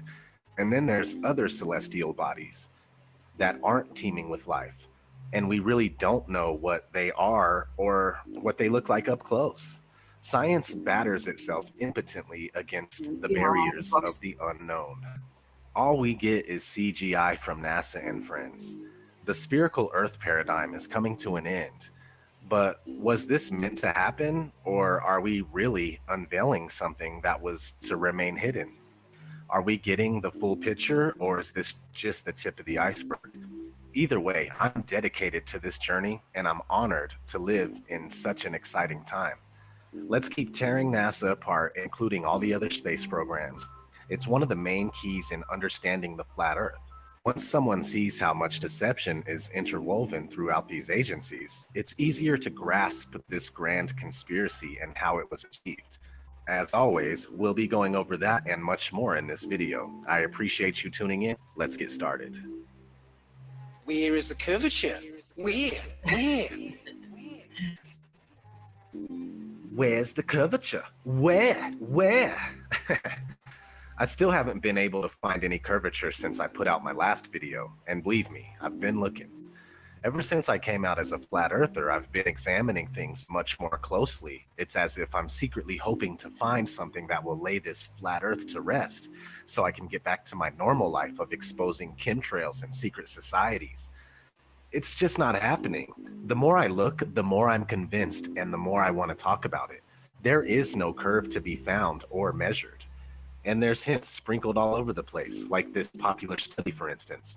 A study conducted by Department of Geography, Texas State University, and Department of Geography, Arizona State University, concludes that the state of Kansas is flatter than a pancake. On a scale where 1.0 means perfect flatness, the calculated flatness of the pancake is approximately 0.957. That's pretty flat, but Kansas is 0.9997 flat over its length of 400 miles, a distance that should render 20 miles of curvature from one side to the other on a sphere that's 25,000 miles in circumference.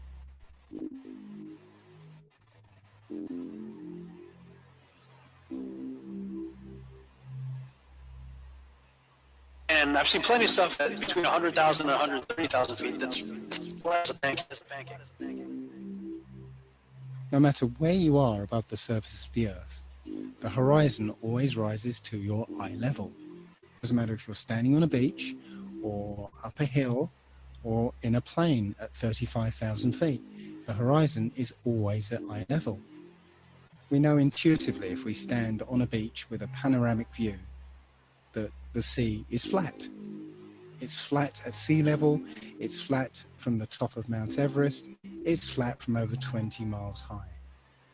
And I In my also efforts found to many try to mountains, and prove I the can globe, confirm it's falling apart with horizon tests and seeing things that we shouldn't be able to see. If the ball is real, the math shows that with the curvature, there are things we should not be able to see, and yet people are seeing it. So that has me really questioning the globe, and I don't question the math because that math came from globalists, and that's the it came from Pythagoras people who believe model the globe.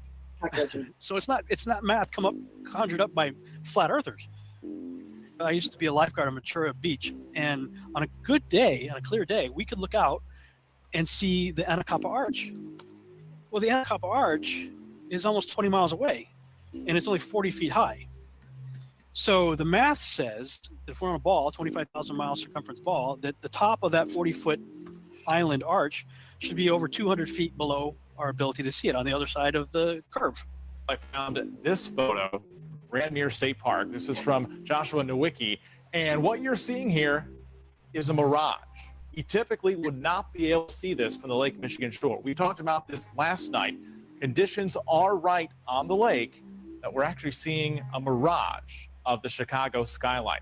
Very interesting. Here's what's happening. This is a good example of a superior mirage. So Joshua was on the Lake Michigan shore. He was looking towards the west, and Chicago's beyond the horizon. Should not be able to see it. However, with the right conditions, we have an inversion. We have cold air near the cold lake water and some relatively warmer air above it. This will bend the image of that skyline back towards the viewer. And so typically we would not be able to see this. This image would be viewable from much, much higher in the sky, up in space. But instead, we're able to see it on the Lake Michigan shore. Shut up, conspiracy theorist. Horizon is not the curvature of the ball Earth. Horizon is just the vanishing line of perspective from your point of view. You can use a telescope or binoculars and zoom in on the horizon, and something that's been completely disappeared beyond the horizon, like a ship, can come all the way back into view, proving that that is not the curvature of the Earth you're looking at, as they tell you, but it's just the vanishing line of perspective from your point of view. And they used to, and they still use that as a proof of the ball Earth. They say that ships going away as you see their hulls disappear before the masthead because they're going over the curvature of the Earth. Yet we've got technology now to prove that that's wrong, but they'll still keep saying it.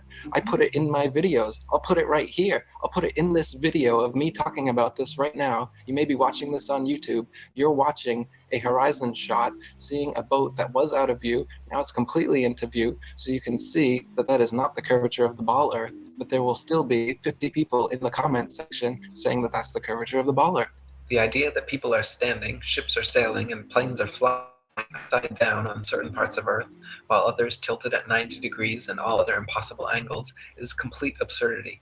The idea that a man digging a hole straight down could eventually reach sky on the other side is ludicrous. Common sense tells every free-thinking person correctly that there truly is an up and down in nature, unlike the everything is relative rhetoric of the Newtonian Einsteinian paradigm. There's no curvature.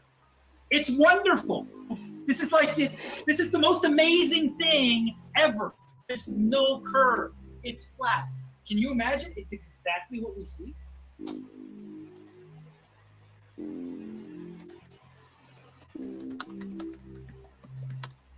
I cannot express this enough, but NASA is just not giving us the truth about what they know. This is crucial to understand. Forget about the flat Earth for a minute if you have to. Focus on NASA and research them for a few days or for a few weeks.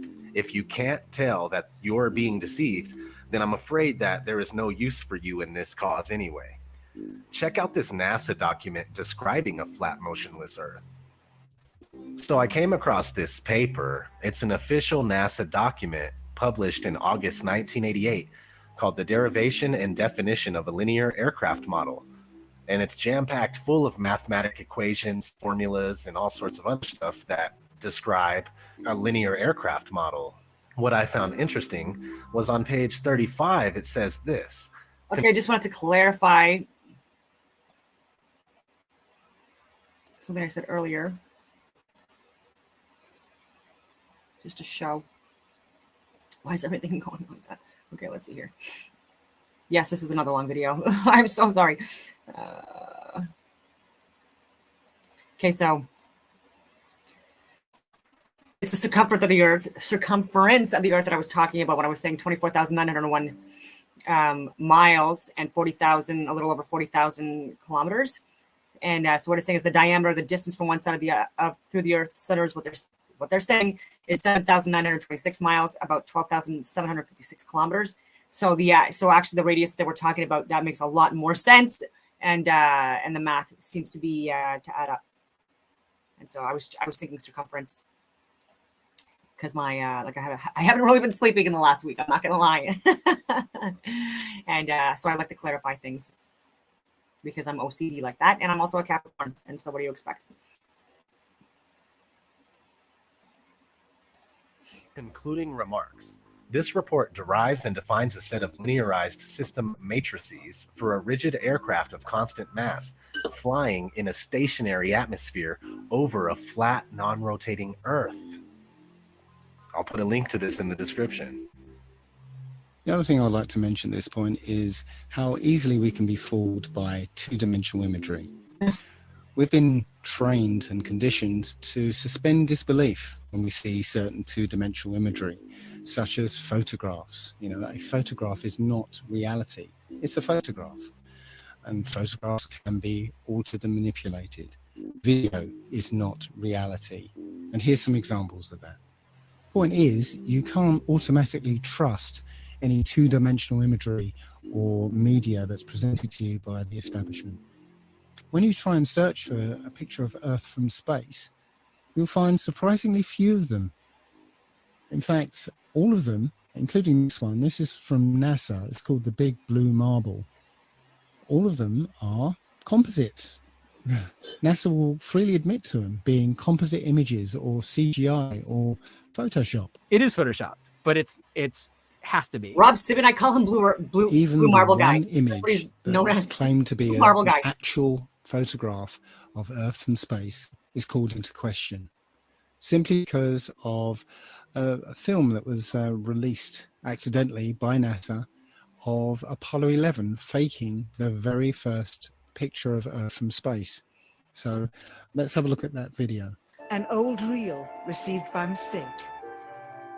It contains the raw or unedited footage of the crew of Apollo 11, Michael Collins, Edwin Aldrin Jr., and Neil Armstrong, staging part of their mission for nearly an hour in living color, with exceptionally clear behind-the-scenes audio of conversations discussing the techniques used to achieve a disingenuous picture depicting the Earth at a distance, in order to falsely demonstrate their far journey from it, and their ability to survive passing through the Van Allen radiation belts.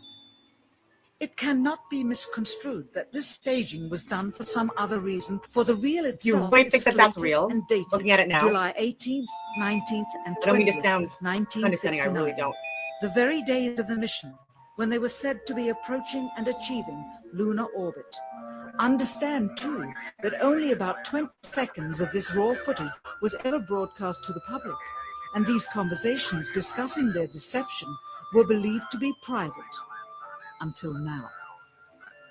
Here they discuss that these television transmissions were in fact not broadcast live as everyone believed. They were first screened and edited for playback later.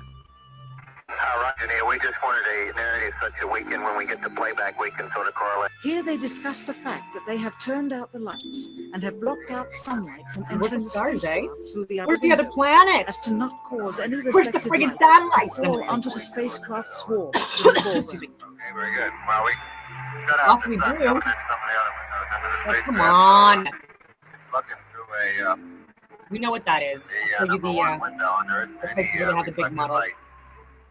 The reason this was done is so that the truth of the matter would not be revealed. The best example of space shuttle fakery is the Challenger disaster. These In guys 1986, the shuttle Challenger exploded about 74 seconds after takeoff, killing all 7 astronauts inside. Or did it? It turns out that 6 of the 7 are still alive and kicking today. Ellison Onizuka claims to be his identical twin brother, Claude. Yeah, No, I've had a twin brother before that, by the way. Claude too. No, The Challenger school, pilot, birth Mickey certificate, Smith, hospital, hasn't even bothered changing his name. He's now Professor Michael J. Smith of University of Wisconsin. Now, Krista McAuliffe was a bit of a sneaky one. She was the Challenger payload specialist, quite famous for being a teacher. It turns out during her astronaut days, she was using her middle name, Krista. And now she goes by her first name, Sharon. And she's a Syracuse law professor. The Challenger commander, Francis Richard Scobie, is now Dick Scobie, which sounds like a rather unpleasant disease, CEO of Cows and Trees Limited. Cows and Trees Limited. Judith Resnick, the And he's Challenger actually mission shared specialist, tips before on again, websites. hasn't even bothered changing her name. She's a professor at Yale Law. And finally, Ronald Yale. McNair, another Challenger mission specialist, claims to be his identical twin brother, Carl McNair. What are the odds? What most people don't realize is that all the characters in this story are all actors in the same club, as George Carlin put it. Evidence that is coming from primarily NASA, the government, and the military. 3 organizations that have proven to be completely untrustworthy on numerous counts. If we were to put them on trial, they would all be guilty of being pathological liars. All you have to do is lie in your back on a moonless night and look around carefully. Yeah, occasionally you'll see something that looks kind of like a star, but it's moving. It's moving a little fast too, and that's actually a satellite. Now, I do accept that you can look up into the night sky and see what we're told are satellites. I've done it myself. I've seen bright lights moving across the sky, but I have no idea what those things are. In this video, you can see several large, bright objects. However, none of them appear on any satellite tracking applications. When you look up at a jet airliner flying at 35,000 feet, you can only see it as a small dot. So how is it if something the size of a jumbo jet is rendered as a small dot at about 5 to 7 miles up, that you can see a satellite, which is the size of between a car and a school bus, at 100 miles away. You just wouldn't see it.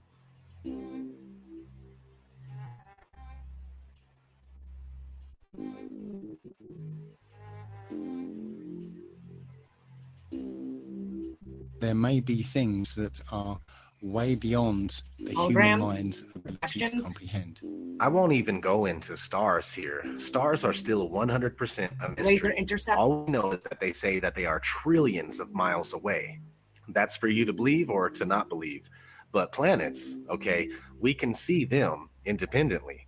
They look like luminous objects in the distance. But without NASA CGI photos where shading is added, they can't be confirmed as spheres. Through my telescope, they don't appear to have life or livable terra firma. We simply don't know what they are, but they appear to just circle around us and have something to do with the mechanics of this reality.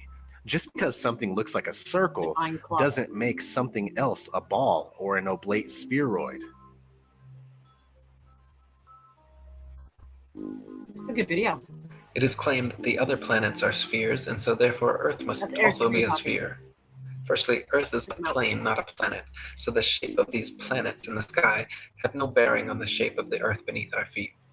Secondly, these planets have been known for thousands of years around the world as wandering stars, since they differ from the other fixed stars in their relative motions only. When looked at with an unprejudiced naked eye or through a telescope, the fixed and wandering stars appear as luminous disks of light, not spherical terra firma. The pictures and videos shown by NASA of spherical terra firma planets are all clearly fake computer-generated images and not photographs. The etymology of the word planet actually comes from the late Old English planet, or from Old French planet, from Latin planeta, from Greek planet as planetae, wandering stars. Talking about, he's talking about observatories, observation post areas.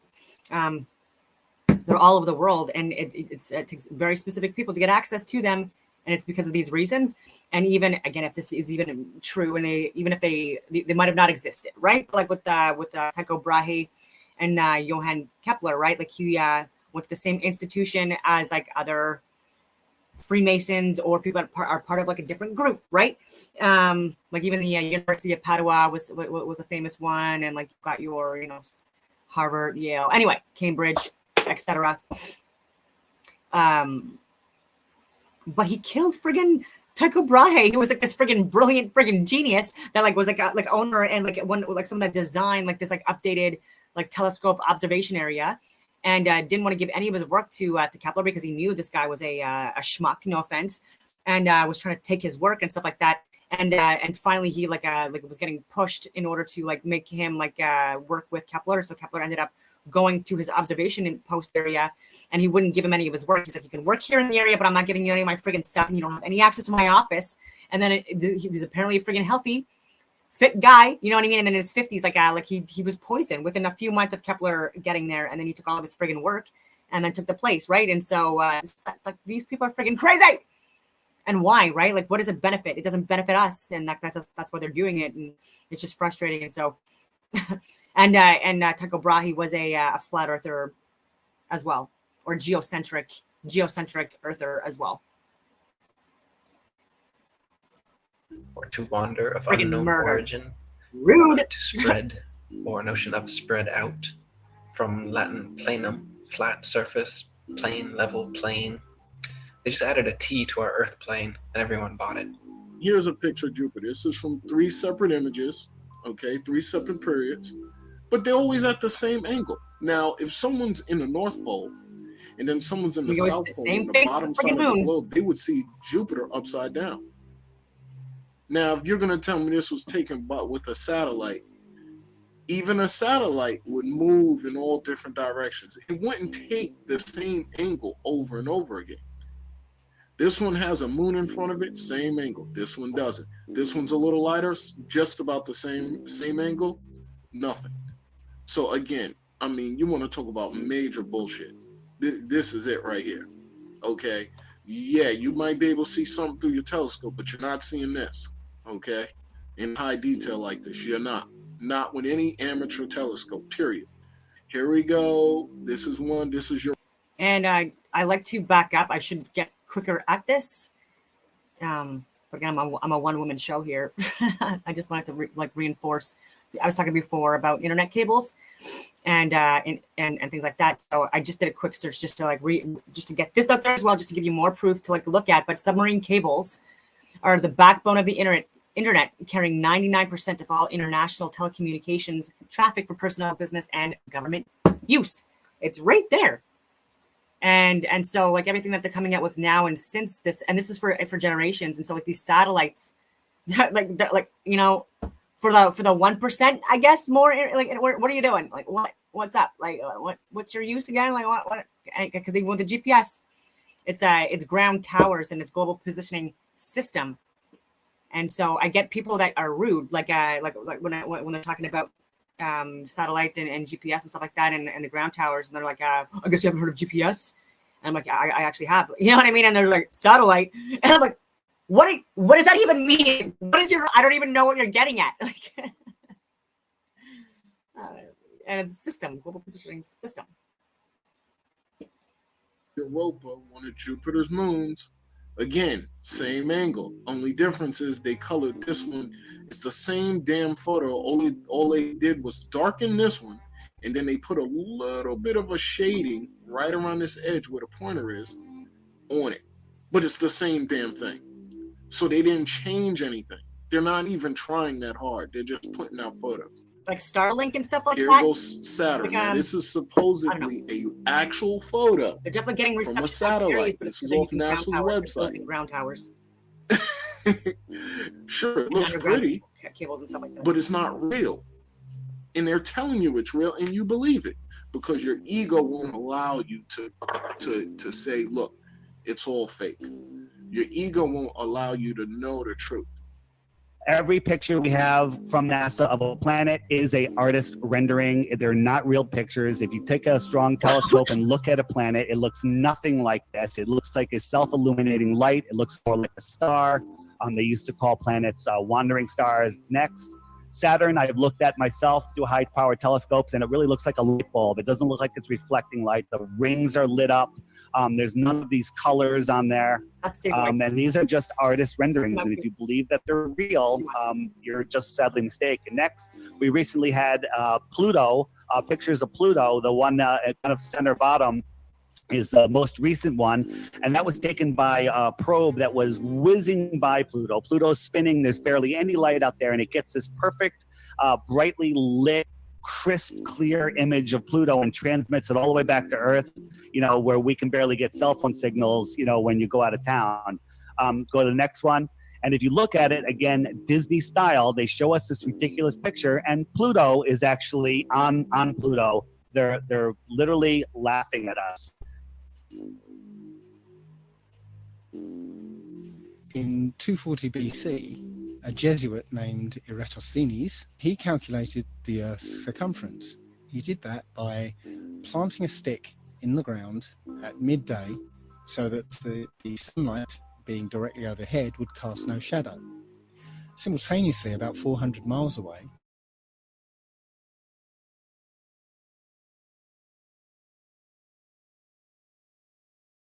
a shadow length, and knowing the distance between the sticks, you could theoretically work out the circumference of the Earth.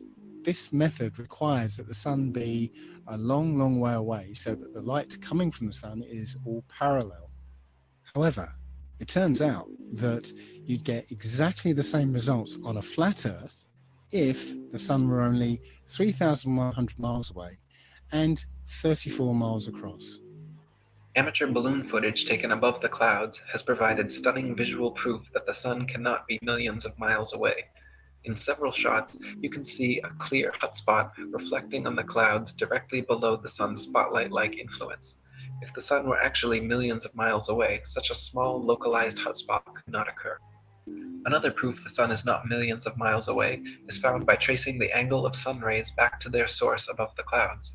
There are thousands of pictures showing how sunlight comes down through cloud cover at a variance of converging angles. The area of convergence is, of course, the Sun, and is not millions of miles away, but rather relatively close to Earth, just above the clouds. We'll talk about the vanishing point a little bit. These lines are parallel the way we see. They don't look parallel here, but if you flick to the next one, these are the corners of the hallway, and they rush to the point of convergence or the vanishing point. And that's how our eyes see. Everything rushes in from the sides, the top and the bottom, to our point of focus. And that's the vanishing point. The sky has no bumps on it. The sky is smooth, but the Earth has bumps on it. It has I talk about that as well. I just wanted to do a quick point. I know I'm going on so many friggin' anyway. I'm not going to say it. But I'm getting more pictures of friggin' electrical vehicles in Canada having to get rescued. Right? There's so many different electrical power stations that are down, that are broken. And it's taking hours and hours for people to be able to use these electrical power, supplying friggin' areas and houses as well. It's causing so much issues with the electricity and the cost in electricity to power the electrical vehicles at the house. And you need a certain amount of wattages. The house has the capacity of in the city, and there's people that are causing power outages in cities because of their electrical cars, and it's winter in Canada, and so this is very, very dangerous, and people are just like, what are you, and I was saying this for years, I'm like, electrical vehicles in Canada, I'm like, lithium batteries, I'm like, are you kidding me? I'm like, these do not work well in the cold at all. How do you know? I will reiterate, I was an infantry officer. We do winter warfare training as well. And we do a lot of training in the winter because Canada's almost always friggin' winter. And we had to used to take the lithium batteries, the batteries for our friggin' radios. And we had to put them in our friggin' inside of our jackets, inside of our close to our bodies to keep them warm so that they would be able to function, right? Because you lose the friggin' you lose the charge so fast in cold temperatures, right? So there'd be so many friggin' people in the infantry patrolling with friggin' literally batteries in pockets, inside the friggin' vests and stuff like that, but layered up little in friggin' armpit areas, you know what I mean, between the legs. I don't know, but to keep them, because it's important, right? For just even for communication and then always on a charging station too, when you were back from patrols or whatever you were doing. And so what do I know about electricity? Okay, a little bit more than maybe the people that are friggin' talking about it from their friggin' high rise apartments. Mountains, it is trees, it I've is never cars, been outside in the winter for more than 5 minutes at a time. Waves, anything that comes across the flat plane that even rises up a little bit will create a false horizon in front of that vanishing point. So if you look at the light on the ceiling and imagine that's the sun, the sun's not getting any closer to the floor, but it is going down. And if you had some bumps in the hallway or some people standing down the hallway, the sun would disappear, that light would disappear behind their heads from the bottom up, just like we observe on this plane.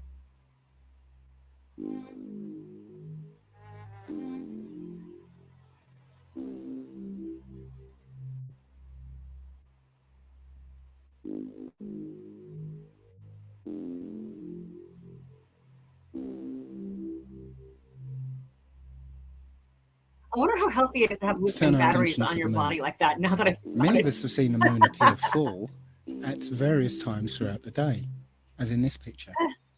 But how can that happen? If you're standing at point C, then it's the middle of the night. Full moon, no problem. And if you're standing at point A, it's early in the morning. Certainly, if you stare back at the moon in the night sky, then yes, you can see a full moon.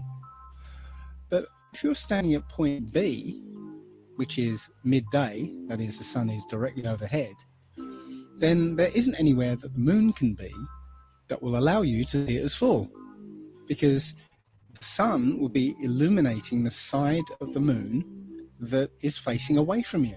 So the best you'll be able to see is a sliver of the moon. Think about it next time you see the full moon during the day. Every month, the moon goes through 8 distinct phases. Always the same 8, always the same order. Supposedly because of a relationship between the position of the moon relative to the position of the Earth and the Sun. So let's say it's December, and throughout the month we see the normal 8 phases of the moon. But what happens when it's June and the Earth is supposedly on the other side of the sun? Shouldn't these phases be reversed? That's not what we see. We see the same 8 phases in the same order. At night, the craters, or the dark spots, I like to call them, are black because it's in our sky and there's black sky behind it. Next, if you look at the full moon during the day, those spots are now blue because we are seeing through whatever the moon is. And to prove that, go to the next one. We have a crescent moon, and behind the moon was a planet. And when you zoom in, you can see the planet through the moon. And this shot was proven that there was a planet in that position, and you could see it behind the moon. And there's many people that have photographed this. Now, people in the north, when they're looking at the moon, they are looking at the moon in this direction. And this, of course, this moon is oversized, so it's much bigger than what it really would be on this map. But the people in the south, they are looking to the north at the moon. So what they see is the opposite of what the north sees. And that's why for the south, it's upside down from the north. And it's as simple as that.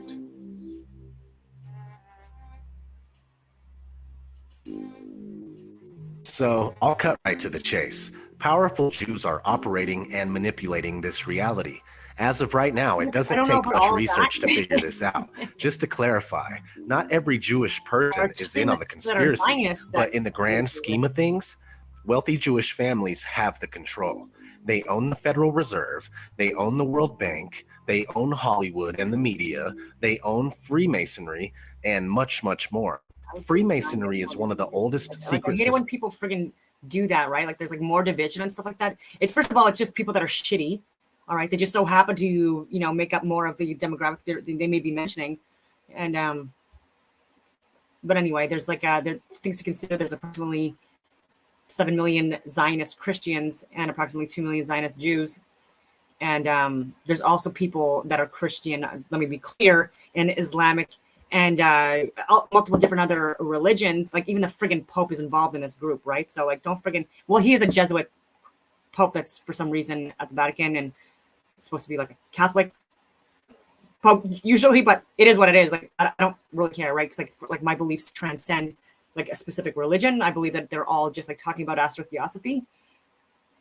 But like yeah, he's involved in this stuff as well, and so like let's not just like friggin' like let's not just oppress one group again, right? Like we did in friggin' Europe. Like you know what I mean? Like let's not be like that. societies in the world and was born from Judaism. There are people that go to Bohemian Grove, and this is a male only, but a lot of people that go to Bohemian Grove are people that are disgusting human beings that care more about money than anything else, and they don't care how much suffering and harm and death there is in the world to get it. Nothing but Jewish terms We're and not religious ideas. at all. Freemasons are scattered across the world to serve as instruments for the elite agenda. Several of these Freemasons work for NASA.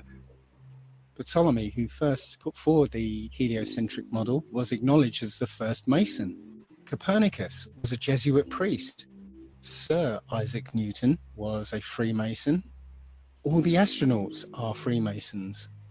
So you can see how this lie could work if all these celebrated people are telling the same story. Nicholas Copernicus, Johannes Kepler, Galileo Galilei, and Isaac Newton, the four forefathers of the globalist heliocentric doctrine, all posed for Masonic portraits, highlighting various symbols and hand signs, denoting their affiliation with the Brotherhood. Galileo poses on a Masonic checkerboard floor, Kepler with the hidden hand sign, and all four of them pose with a Masonic compass and globe while flashing the Masonic M hand sign. Sir Isaac Newton was even knighted by Queen Anne at Trinity's College Masonic Masters Lodge. An inordinate number of NASA astronauts, the current propagators of the globalist heliocentric doctrine, are or were admitted Freemasons as well. John Glenn, two-time U.S. Senator and one of NASA's first astronauts.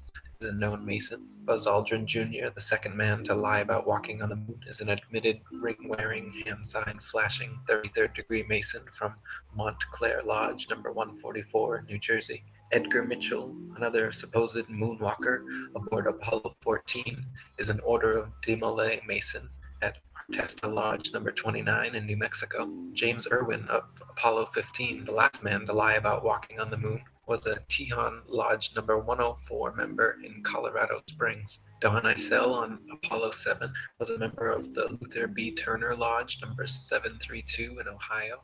Gordon Cooper aboard Mercury 9 and Gemini 5 was a Master Mason in Carbondale Lodge number 82 in Colorado.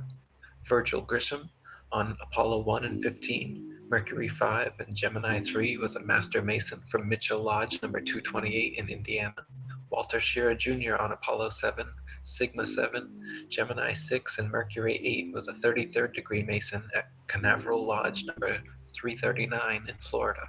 Thomas Stafford on Apollo 10 and 18, Gemini 7 and 9 was a Mason at Western Star Lodge number 138 in Oklahoma. Paul Weitz on Skylab 2 and Challenger is from Lawrence Lodge number 708 in Pennsylvania. NASA astronauts Neil Armstrong, Alan Shepard, William Pogue, Vance Brand, and Anthony England all had fathers who were Freemasons too. The amount of astronauts known to be Freemasons or from Freemasonic families is astonishing. It is likely that more astronauts and people of key importance in NASA are affiliated with the Brotherhood as well, but not so open about their membership. For there to be this many Masons, members of the world's largest and oldest secret society, involved with the promotion and propagation of this globalist heliocentric doctrine from its outset to today, should raise some serious suspicion.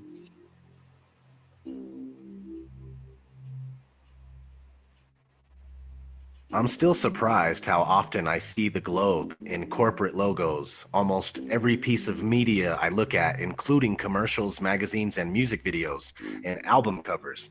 I mean, it's a lot. And the rest of us describe a ball Earth as where we live because we don't know any better. When it's drilled into your head as fact before you even get to the third grade, you end up with that core belief, a belief that's hard to part with. We all have a little bit of ego and we don't want to be wrong, but this flat earth epiphany is rousing us from our sleep and we're now noticing the massive amounts of programming. The world has been systematically brainwashed and indoctrinated for centuries into believing the greatest lie of all time, that the earth is a spinning globe.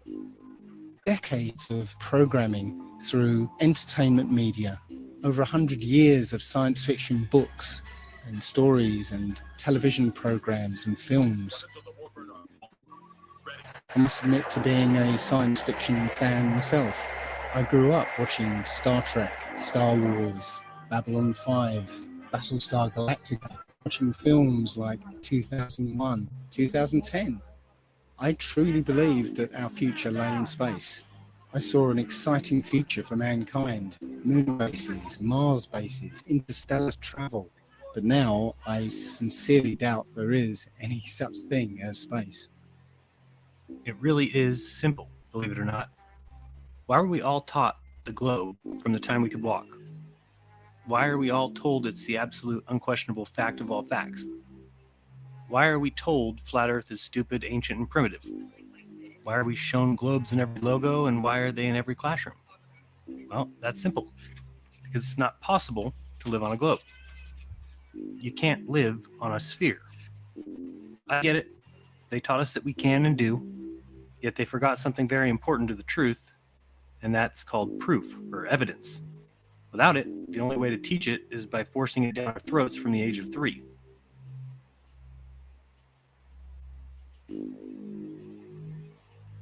It's simple. Because worldwide governments and agencies trying to falsify where you live in your mind is the epitome of mind control.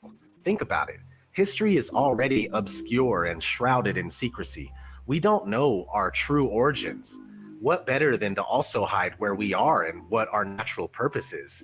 We are considered cattle, goyim, easily fooled and easily swayed by the mainstream media. Our society is engineered, and the ideas that we think are our own are actually pre-manufactured by entities such as the Tavistock Institute, and then it's seeded into our minds through movies, TV shows, and music. When one doesn't recognize this, they are essentially controlled in every way without even knowing it. I have knowledge of this, and I'm still controlled by time and money and other things. Trying to find out what they know and also what they don't want us to know is important. And one of the things that they are keeping from us is our home.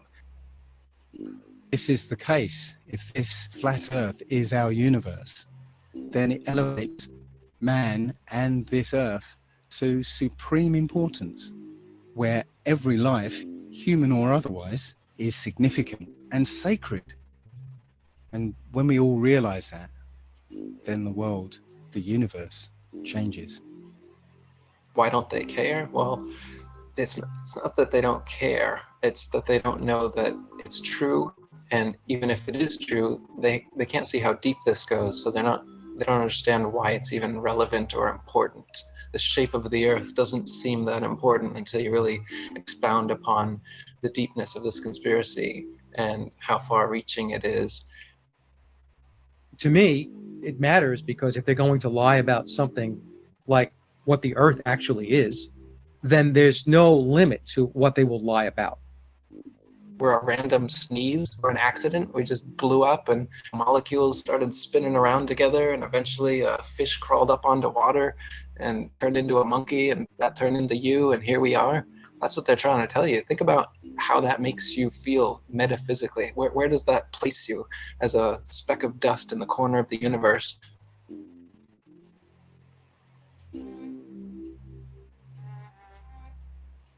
You can see the Earth is flat. You can feel the Earth is stationary. But according to the gospel of modern astronomy, you are wrong and a simpleton worthy of endless ridicule if you dare to trust your own eyes and experience. As much as people like to ridicule it and laugh about it and claim like there's no proof for it, when you really start to get into it, not only will you find reams and reams of proof and evidence for the flat Earth, you're going to find that there's no evidence whatsoever for the spinning ball Earth. The Earth is flat. The whole, all the information about how the planet is a sphere is made up by NASA. It's a NASA conspiracy. They're just trying to find ways to get more funding, more money. But in reality, the Earth is flat, and the rim is completely closed off by this massive ice wall, kind of like in the Game of Thrones. Why do they believe this conspiracy? I don't understand what the point of it is. Do you see what I'm saying? I know. Like, what they is... are lunatics. Oh. And I think what it is that there is a certain group of people who have a psychological condition where they're paranoid about everything. Mhm. And so this feeds into it. They're like, yes, I knew it. It is known that the Earth is flat. Oh, so what's behind you? Behind me, there is a wall of ice that goes up to space. But why would there be a wall of ice if you're in Dothraki and you're in a Dothraki field? I am near the Dothraki Sea. Oh, is that right? Okay. It was a great pleasure, and thank you for saving us from falling off the Earth. The pleasure is mine. Okay. Once you start seeing past this illusion and you accept that things aren't adding up, you also start to notice how this subject is heavily and unnecessarily ridiculed. It's the single most taboo topic in this day and age, yet the evidence for the flat Earth and the lack thereof for the spherical Earth have a different story that desires to be heard, and some people are hearing it. We're waking up and we don't care if you can't handle it. Others will handle it, and you'll be left with your pride and a flat Earth kernel in your brain driving you mad. Free yourself from this insanity. At least if you truly don't care, focus your attention someplace else. There's no need to feed all of your energy into something that you thoroughly don't believe. We would love to have you on board, but we don't need you. You stay firmly put while the rest of us try to unlock the doors to the real knowledge. Prepare for the onslaught of NASA brainwashed zombies that are going to come your way thinking that they know everything about the spinning ball they're living on.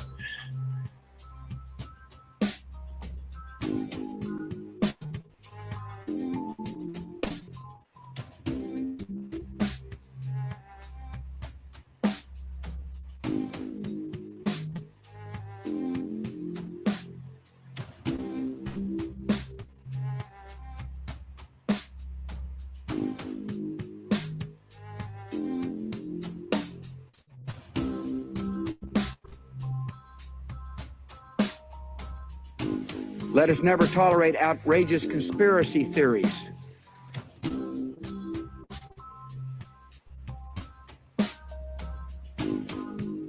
The world is flat. And it's a conspiracy of scientists and others who publish these pictures. The evidence is remarkable. People like me have not done their job. But shooting the messenger isn't going to change the science.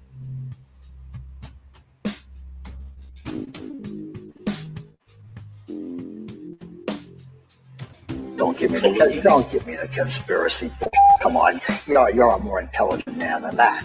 Come on. I mean, listen. There has never been a conspiracy. All that's left now is ad hominem attacks.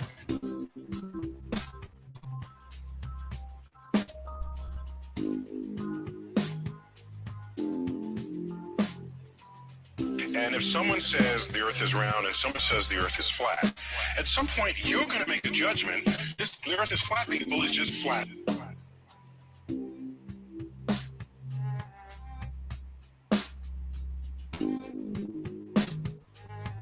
Everybody has the exact same response. We all have the same response. This is crazy. This is stupid. This is absurd. Why are you even thinking? What, have you lost your mind? We all have the same initial response.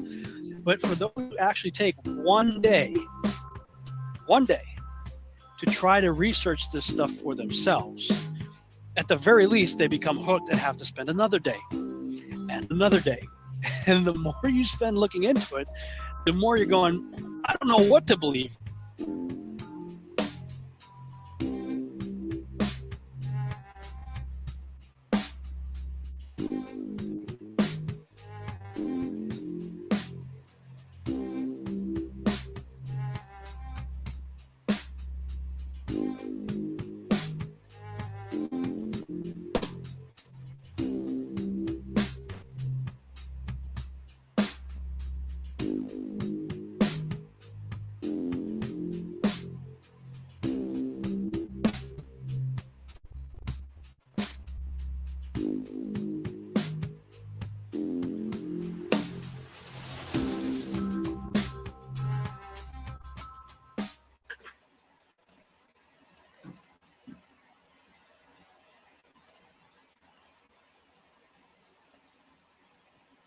One link between monkeys and humans, but we are missing hundreds, if not thousands, of evolutionary links, maybe more.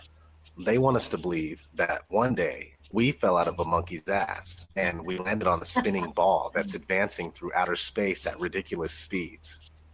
We are being deceived. Let's put it in perspective.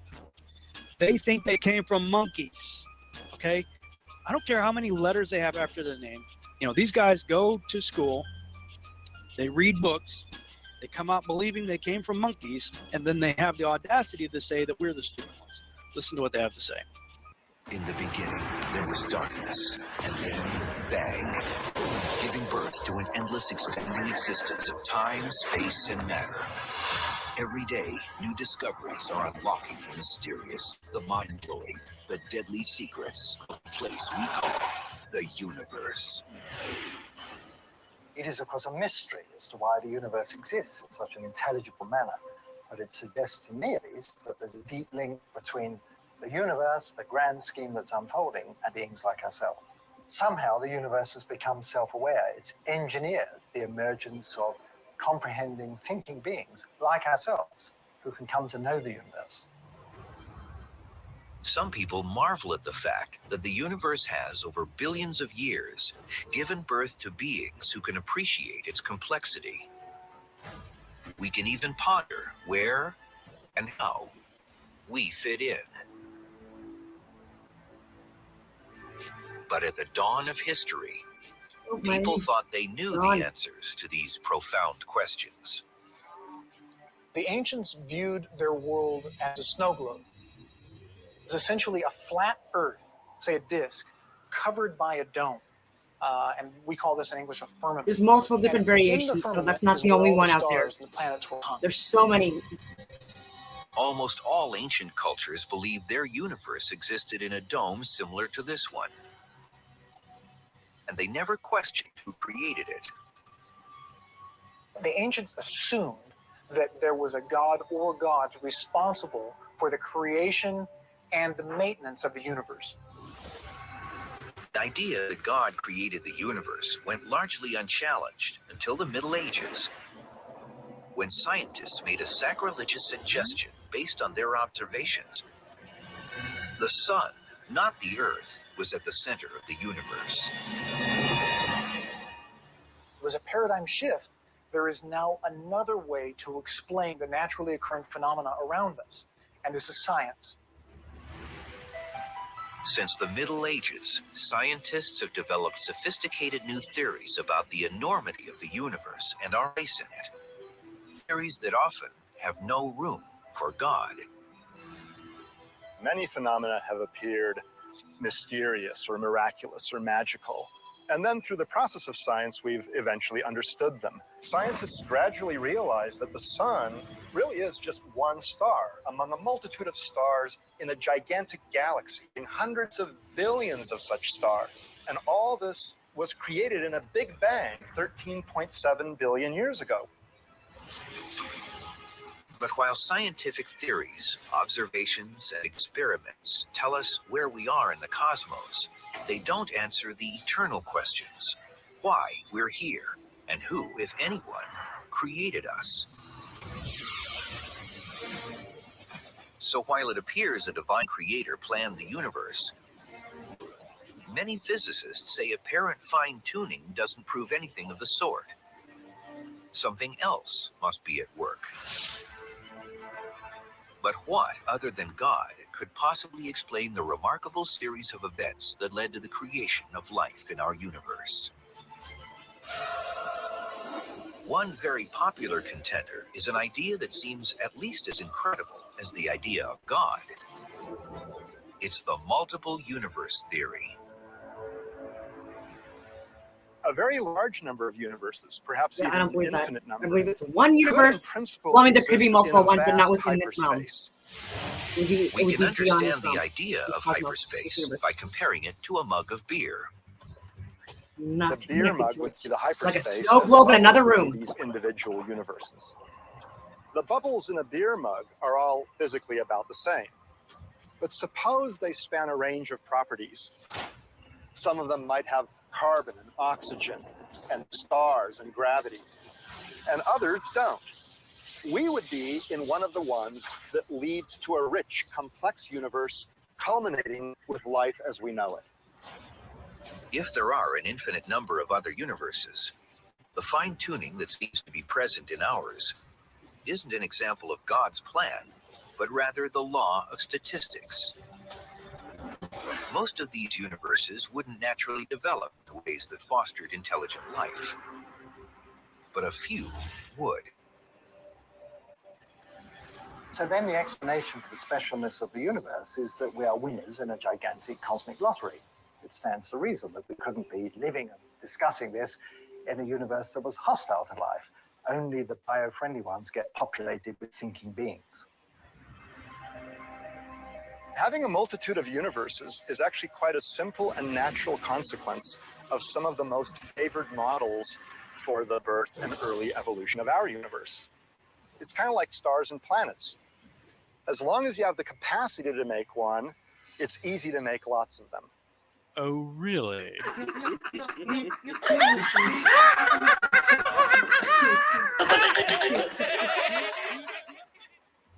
Evolution isn't the only thing we are being lied to about. The earth under our feet has been molded into a spinning ball that is a byproduct of the Big Bang, which is a theory that was introduced to science in 1931. In order for the theory of evolution to be reasonable, the Big Bang that was somehow pinpointed to 13.7 billion years ago has to be true. In the Big Bang cosmology, the Earth is a rotating sphere orbiting around the Sun. The issue is that the motion of the Earth has never been detected, and here we are in the year 2016 looking for the curvature of our world, which also can't seem to be measured. Mainstream science using theory after problematic theory to try and prove another theory isn't science at all. Real science will reveal a stationary Earth that's turning out to be quite flat, with the Sun that's much closer than we are told. Despite what you hear, flat earthers aren't anti-science at all. We just don't condone what mainstream science has become. And that's a faith-based religion swarming with lies and ludicrous theories that have never been proven. Also, this reemergence of the flat earth has little to do with the Flat Earth Society. If you have the desire to further look into this, don't check for answers on their website. Some of the claims made by the Flat Earth Society are decent, while others are absurd. This is a common ploy to encourage no further investigation by the controlled opposition, known as the Flat Earth Society. It's a commonly held misconception that the Earth is a spherical object that revolves around the Sun. But the fact is, of course, that the Earth is a circular dish surrounded by a barrier of ice that explorers have been attempting to penetrate for centuries. What if gravity isn't real? What if the Earth is in fact flat and science has been wrong all along? Everything that you've been taught It's been wrong all along. is a lie. We're shown that and told that's the solar system, that's the way it works. You've got the big sun in the middle and all the planets revolve around it, but nobody's ever seen that. We've never seen a photograph of it. We've never seen, real part. We've certainly never seen any of the animation of it, even though there's supposed to be a probe out in Pluto at the moment. Nobody's ever seen the solar system like this. It's always graphics. It's always secondary knowledge. Things that people hold dear and call fact, like gravity, like the age of the universe, the universe formation itself, the age of the Earth, they're all dependent on things that are unproven. While they're good to consider, we should consider everything. We have allowed them to become facts that appear in our textbooks taught by professors to kids as facts. The argument, for all practical purposes, came to an end when the Church of England was established by law during the 16th century. They embraced many radical scientific notions prevalent at the time, including Copernicus' round Earth theory. With this endorsement, the theory found its way into the schools, which were then largely controlled by the Church. It has remained there to this day, and many children have accepted it without question. All-seeing eye and the square compasses. Here we have Buzz Aldrin, the second man, supposedly that walked on the grey dust of Kubrick's film set. Showing off, they don't try and hide it, it's amazing. There's his Masonic ring, he's got a Shriner hat there. These guys, yeah, they're supposedly praying to the command module. Looks like a pyramid to me. The connection between Ron L. Hubbard, or L. Ron Hubbard, who started the Scientology movement, Walt Disney, Werner von Braun, rocket scientist, Jack Parsons, also a rocket scientist, Jet Propulsion's laboratory, and Aleister Crowley, who's obviously an art Satanist, influenced a lot of rock music and everything else. Started the OTO, the Ordo Tempora Orientis. These guys are all connected. They're all in the same brotherhood. The connections between, well, here you go. Jack Parsons, the JPL was how obviously NASA got into the air in the first place, the Jet Propulsion's laboratory. Here's Jack Parsons at a Masonic ceremony. You can tell by the floor. And again, you can look into this for yourself. Yeah, it's easily searchable. It's easily researchable information. The connection between Walt and Disney. Here we have aboard the ISS. Again, now we're getting into the handshakes. We've got Baphomet all doing it. Yeah, we've seen Bill Clinton do that and Bush and all these guys give you that. We know what that means. We know who they're in service to. This is all about occultism. It's all about sun worship, heliocentrism. It's not science. It's a religion. It's faith. This is Helios. This is Helios, the sun god. And here he is on the badge of Apollo 13.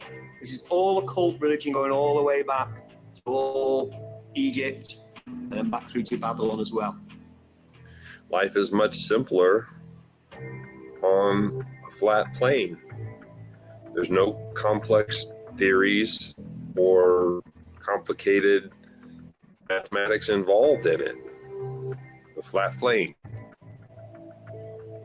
There's sea level is level. Everywhere you go at sea level it's sea level. There's no bending the ocean around a spinning ball. It's level. It's all, water finds its level and it maintains. You can't bend it around a ball. This idea, these facts, the facts resonating with people all over the world is not an accident. It's not a coincidence. That is the hardest part for you guys to understand. The people that argue with me, that want to make me feel like a fucking idiot, that's not you talking. That's your ego talking. That's you have to convince yourself verbally to somebody who is challenging your own beliefs to make yourself feel better and to help you sleep at night. The flat earth is a perfect example of that. You refuse to look at the information. It's stupid. Why stupid? Well, it just is. Every little thing that you've brought up, all of you, can be refuted and explained differently, but you refuse to see that. You refuse to look at it. That makes you ignorant. That is the definition of ignorance. So how does Hollywood brainwash you? Well, one way is like this. They begin their movies on a globe and then they zoom in to whatever the first scene is. Real clever way to brainwash you in the very first scene of any movie you see. Universal Studios is so bad they use this goddamn globe as their logo, as their intro to every single movie that they make. At the beginning of every single movie Universal makes, you're going to see the spinning globe logo. So it doesn't even matter what the movie's about. You're going to be brainwashed. No video, real video of the real Earth spinning in space, which we'd all like to see, actually exists. This is what he's shown. This is last year from the Discover satellite, the Epic camera. This is actually the dark side of the moon. And past the Earth, there's the Earth spinning. And there's the dark side of the moon. The only problem with that is the moon's supposed to be orbiting the Earth, not just flying straight past it.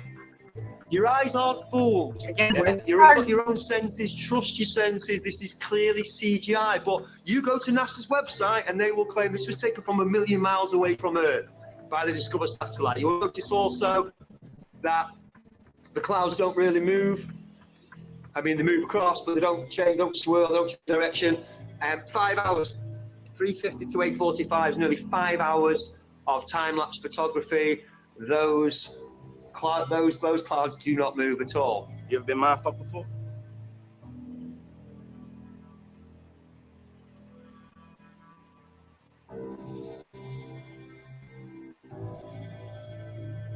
We don't have a picture of our Earth, except for the nice composite fake images NASA gives you to make sure you keep believing you're in a ball and keep arguing on their behalf, keep fighting for them, keep telling people we went to the moon, simply because you can't let your mind think of the possibility that someone lied to you.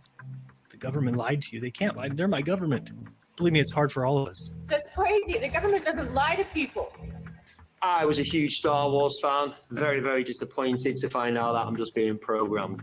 Again, it's a multi-pronged approach. Show you in, they're not trying to pretend that Star Wars is real in any way, but again, it's impressing your brain again and again and again that space and planets and spaceships and they're all around and everything else. Okay, it's Hollywood.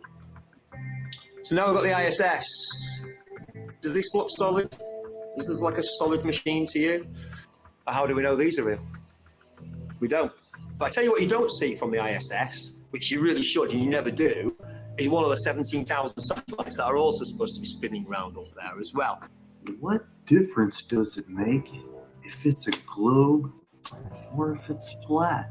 They're stealing your money and showing you cartoons and CGI.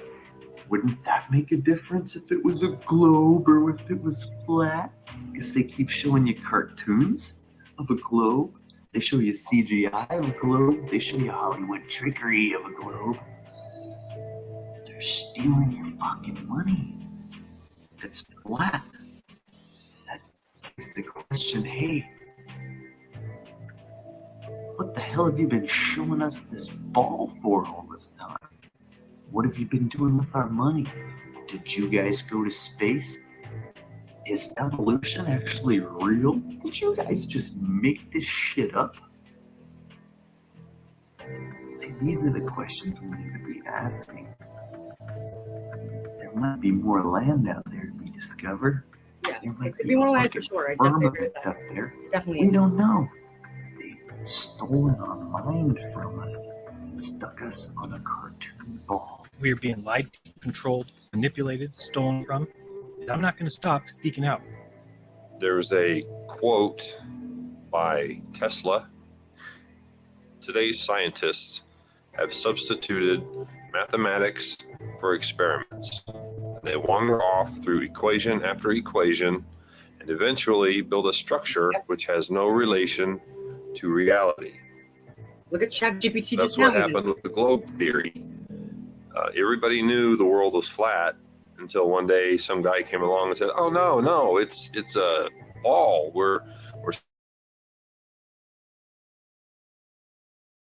it's a lie, even if everybody believes it. And truth is truth, even if no one believes it." Ptolemy refined a system with Earth at the center. For 1,500 years, Ptolemy's system was used as the basis of astronomy and calendars, and it worked quite well. Copernicus hated that, and Copernicus set about to undo Ptolemy's greatest discovery. While working at the request of Pope Leo X on improvements to the Julian calendar, Copernicus conceived what turned out to be the foundational idea of modernity itself. The idea that the Earth moved. Not all were persuaded by Copernicus, however. The greatest astronomer of the time, Tycho Brahe, developed a new geocentric model. The Earth occupies the center, the planets orbit the sun, and the sun orbits the Earth. They basically stole our minds and enslaved us by showing us a picture of a ball. Said, here's what you live on, it's a ball. And then they show us a different picture of a ball. Here's a different picture of a ball. And everyone's just Every like, country yeah, is that's so the same completely place. different too, right? It doesn't matter if the colors of the continents change. The shapes, the It sizes, doesn't the matter colors. if the color of the oceans change. It doesn't matter if the continents change sizes, change locations. Tycho hired a young assistant named Johannes Kepler in 1600. Didn't want to. Kepler, working on his own development of the Copernican system, needed Tycho's observations, but Tycho refused to part with them. When Tycho died suddenly and mysteriously in 1601, Kepler took charge of Tycho's observations and used them to develop his own system. In Kepler's system, the sun is in the center while the planets move on ellipses, non-uniformly. The ellipse, with its two foci, allows us to see that Ptolemy's epicycles and equant were actually a brilliant attempt to express non-uniform motion centuries before Kepler. Indeed, once the concept of non-uniform motion is introduced, all of these systems can be shown to be geometrically identical.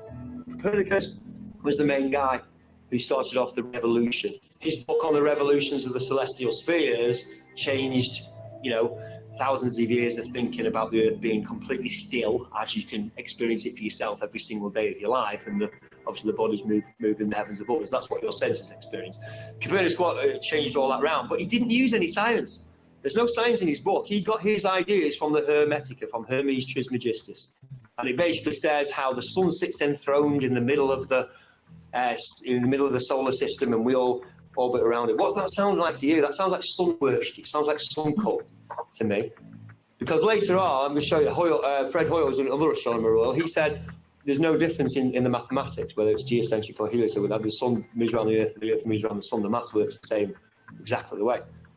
The connections between, just from the imaging. Yeah, I wouldn't have a portrait done with a big 33 on it, or a triangle with an eye, or anything like that. I wouldn't want to be connected or associated with any of that stuff, because I'm not really into that kind of stuff. I'm working for the other side. But Copernicus obviously had no problem with the square and compass. Yeah, with the big wheel here, we've got the big sun wheel, and we've got the Mercury sign as well. Yeah, all leads back again. You can investigate that more for yourself. The Book of Thoth by Aleister Crowley, Freemasonry with the sun over the head. Yeah, as above, so below. Yeah, one of the reasons why Mercury can rise in the morning and the night, so it's also hermaphroditic. Both sexes, which obviously is Baphomet as well, which we know as the breast and the penis. It goes on and on and on. It's all about cult sun worship. You can trace it back to Babylon. You can see all the different gods going through it, but there is no science to Copernicus's on the revolutions of the spheres.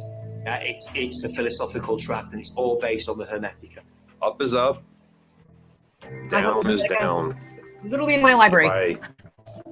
By visual aid. I have a pin. If I release it from my grip, what happens? Anybody? Correct. It falls. Was that gravity? The molecules that make up this pin, plastic, ink, it's got a little rubber grip on it, are more dense than the molecules of the air surrounding it. The molecules of the air will not support the weight, so they fall. So it falls when you let go, like that. Density and mass make an object heavy. There's no gravity. Simple. Up is up, down is down. Objects fall because they're heavy. If it floats, it's lighter than air. Helium, fill a balloon with helium, it goes up. Filled it with hydrogen, it would also go up. Lighter than air, floats. Heavier than air, falls. It's not complicated. Gravity is a god because it's the answer. It's the magic answer to everything. Why? How does the Earth keep us on, but it still spins around, it still orbits on gravity? How's the moon? How's the type of gravity? Why doesn't the moon fly off to the sun? Because the sun's got bigger gravity. It's the way gravity works. Don't worry about it, it's gravity. Gravity is the god that explains everything very, very magically. No need for gravity whatsoever if we're on a fixed stationary plane and the heavenly bodies are simply going above us. The reason why you don't fall off is because you're denser than the air that underneath you. It's just, again, Occam's razor. It's a straightforward explanation. Basically, perspective of living on a globe is preposterous. It's ridiculous. It's hilarious how we are taught to perceive the world we live on, because basically, even when trying to depict it, it's hilarious. They have no way of depicting it without it being comical. You have whales climbing the curve, like, it's absurd. How can we live on a globe? Core of the Earth, that you've seen the cutaway. This much is crust and mantle and magma and liquid molten stuff at the center. The deepest hole that's ever been drilled in the history of mankind to date, even with today's technology, 8 miles. If you want to say this is what the first 8 miles looks like, I will believe you, because they can show me the hole. This goes 8 miles down. Okay, it goes 8 miles down. That's how thick is the plane that we live on. It's at least 8 miles because they've drilled down that far, but they can't go any farther. It doesn't work. So it's speculation. With a sphere of 4,000 miles radius being spun round once every 24 hours, a little bit of calculations will show that that person there is being spun round at about 1,000 miles an hour, and it doesn't know it. I mean, this is obvious nonsense. The stage was set for one of the most important events in the history of physics, the Michelson-Morley experiment. The experiment failed to detect the Earth moving in or against the ether. The problem was serious. Although various solutions were advanced, in the end, science was faced with a choice. Either discard the ether or admit that the Earth wasn't orbiting the sun. It was Albert Einstein who came up with the solution. Of course it was. The basis of our physics, and which we call the theory of relativity. Einstein eliminated the ether as the cause and said that it was simply a principle of nature. That when objects move through empty space, they contract in length, they decrease in the time traveled, and their mass increases, all by the same proportion. Hence, in order to maintain the Copernican principle, the length, time, and mass of moving objects were altered. And this is the essence of Einstein's special theory of relativity. All of physics collapses with that experiment. Foucault's pendulums do not uniformly swing in any one direction. Nope. Sometimes they rotate clockwise and sometimes counterclockwise. Sometimes they fail to rotate, and sometimes they rotate far too much. Scientists who have repeated variations of the experiment have conceded time and again that, quote, it was difficult to avoid giving the pendulum some slight lateral bias at starting. The behavior of the pendulum actually depends on 1. The initial force beginning its swing, and 2. The ball and socket joint used, which most readily facilitates circular motion over any other. And 3, if it's being, if there's any assistance, electrical or magnetic in nature, that's allowing the pendulum to remain in constant motion, which is also the case in a lot of areas too, where people even admit that these like pendulums that are swinging are doing it via electricity or magnetism. And there was something else I wanted to bring up, but it'll come to me later. The supposed rotation of the Earth is completely inconsequential and irrelevant to the pendulum. Oh, and even with friggin' toilet bowls that people talk to me about, like how in the northern hemisphere, like friggin' toilet bowls go down like the drain like one way, and the southern hemisphere another way.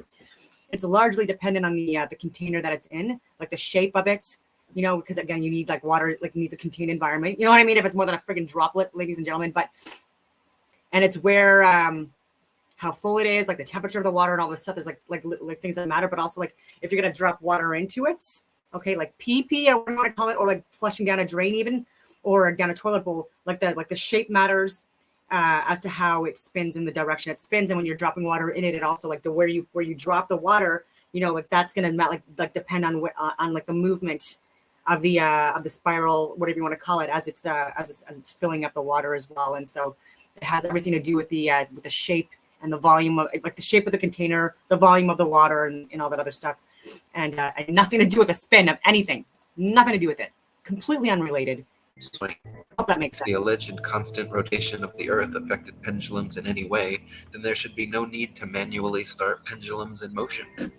If Earth's diurnal rotation caused the 360-degree uniform rotation of pendulums, then there should not exist a stationary pendulum anywhere on Earth. It has been said that the pendulum experiment proves the rotation of the Earth. This is quite impossible, for one pendulum turns one way, and sometimes another pendulum turns in the opposite direction. Now we ask, does the Earth rotate in opposite directions at different places at one and the same time? We should like to know. Perhaps the experimenters will kindly enlighten us on this point. There's all kinds of evidence for the phenomenon of what's called continental drift. This means that the continents are able to move as if they're floating on a fluid. Now, if the Earth is spherical, if it's spinning, anybody knows that if this is spinning very, very, very fast like that the continents should all be located at the equator, because centrifugal force would move the continents from the poles to the middle. The Coriolis effect is often said to cause sinks and toilet bowls in the northern hemisphere to drain spinning in one direction, while in the southern hemisphere causing them to spin the opposite way, thus providing proof of the spinning ball. Once again, however, just like Foucault's pendulums spinning either which way, sinks and toilets in the northern and southern hemisphere do not constantly spin in any one direction. Sinks and toilets in the very same household are often found to spin in opposite directions, depending entirely upon the shape of the basin and the angle of the water's entry, not the supposed rotation of the Earth. Jennifer Horton wrote, "While the premise makes sense that the Earth's eastward spin would cause the water in a toilet bowl to spin as well, in reality, the force and speed at which the water enters and leaves the receptacle is much too great to be influenced by something as minuscule as a single 360-degree turn over the span of a day. When all is said and done, the Coriolis effect plays no larger a role in toilet flushes than it does in the revolution of CDs in your stereo. The things that really determine the direction in which water leaves your toilet or sink are the shape of the bowl and the angle at which the liquid initially enters the bowl. The Coriolis effect is also said to affect bullet trajectories and weather patterns as well, supposedly causing most storms in the northern hemisphere to rotate counterclockwise and most storms in the southern hemisphere to rotate clockwise, to cause bullets from long-range guns to tend towards the right of the target in the northern hemisphere and to the left in the southern hemisphere. Again, however, the same problems remain. Not every bullet and not every storm consistently displays the behavior, and therefore cannot reasonably be used as proof of anything. They got us to ridicule it, and that was the genius in their whole plan. If you ridicule something socially, it's ridiculous, so I'm not going to look into it. When you're thinking about it, if you flip it inside out, to assume the earth is flat makes so much sense. To assume it's a globe is so ridiculous. We should have laughed at that, you know? And it's funny how people who still believe in the sphere always make fun of the flat earth, because they'll say, well, how can I stay on? I'll fall off. I mean, that's ridiculous. I'll fall off. Yet they have total faith in not tumbling down the sphere. For some reason, this appears safe to them. You know, it's like, no, wouldn't a level surface appear more sensible and safe if you really think about it? People say, well, go look at the planets. The planets are spheres, so that means we're a sphere. No, whip out a telescope. I've got one. Whip out your telescope and look at Mars. It's a dot of light. It's an orange dot. And then when you look at a NASA image, it's this desert world with canyons and ice and craters and shit. But when you look at it through an amateur telescope, like a good amateur telescope, not one from fucking Walmart, like a good one, it's an orange dot. It's not a desert world with canyons and shit that they went to. There's no rover on Mars. They're prepping us with movies like The Martian so they can steal our money. Okay, so like I do check my my messages and stuff like that in my whatever while I do these videos, like especially when it's close to the afternoon, because then like everyone is awake basically, like all over the world mostly. Okay, so so Yemen is involved in this war that's escalating, unfortunately, and even though people like myself have been trying to avoid a friggin' world war now for literally years, calling this stuff out. Even I've showed my whiteboards, or like I was saying, like, you know, as soon as we get to Jerusalem and the Middle East stuff, you know what I mean? Again, like this is going to be, you know, like that's the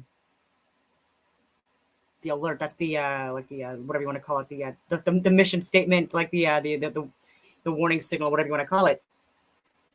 And so with Yemen being involved and might not necessarily be on our side. And I was just talking about internet cables and how 99% of internet cables are underwater, undersea cables, fiber optic cables. And so I did it just search right now. Do the cables for global internet pass through Bab al-Mandab, Yemen? Okay, so that connects the east and west. Like I should have put that in, but they knew what I was talking about anyways. And so what it says here is global internet. They say global. I don't say that. Obviously, look at this video, and as to multiple reasons why. But global internet cables connecting east and west pass underwater through the Yemeni port of Bab al-Mandab. And so, okay, so they're saying some people. So anywhere between 95 and 99% of internet is underwater cables, and so still freaking alarmingly high, and people are largely unaware of that. Yeah, that could again, like what I've been talking about with the friggin' power outages and the EMPs and these friggin' events like this. Wouldn't surprise me if that is also something that's going to be friggin' fucking made another fucking Nord Stream 2 fucking motherfuckers. God damn it. Things to think about anyways with what's going on and what could be possibly targeted in that area, and then like not having that internet connectivity with the east and west. Again, they're ruining advanced technologies and things that were put in place like before people were even friggin' born that are working on this stuff now. This is the frustrating thing. Like people are so, I guess, like embarrassed about like how they cannot duplicate or replicate what people have done in previous eras that they just want to friggin' like ruin it all. And it's just fucking bullshit. God, that just like put me in a little bit of a bad mood. I'm so sorry, but like I'll just anyway. It's not. This is just, you know, it could happen. It couldn't. I just wouldn't put it. I just wouldn't be friggin' surprised. Oh.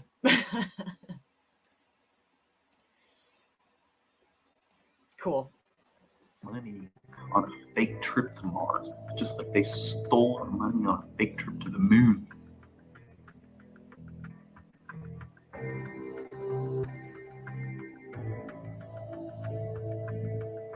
Behold, the mysterious floating orb.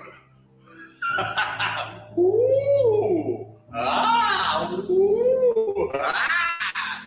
Soups up. Don't need all the complex theories and math. That's fine. The sun isn't 93 million miles away. It's much closer, and much smaller. Oh, it's 400 times bigger than the moon, but it's also 400 times farther away, so it appears to be the same size.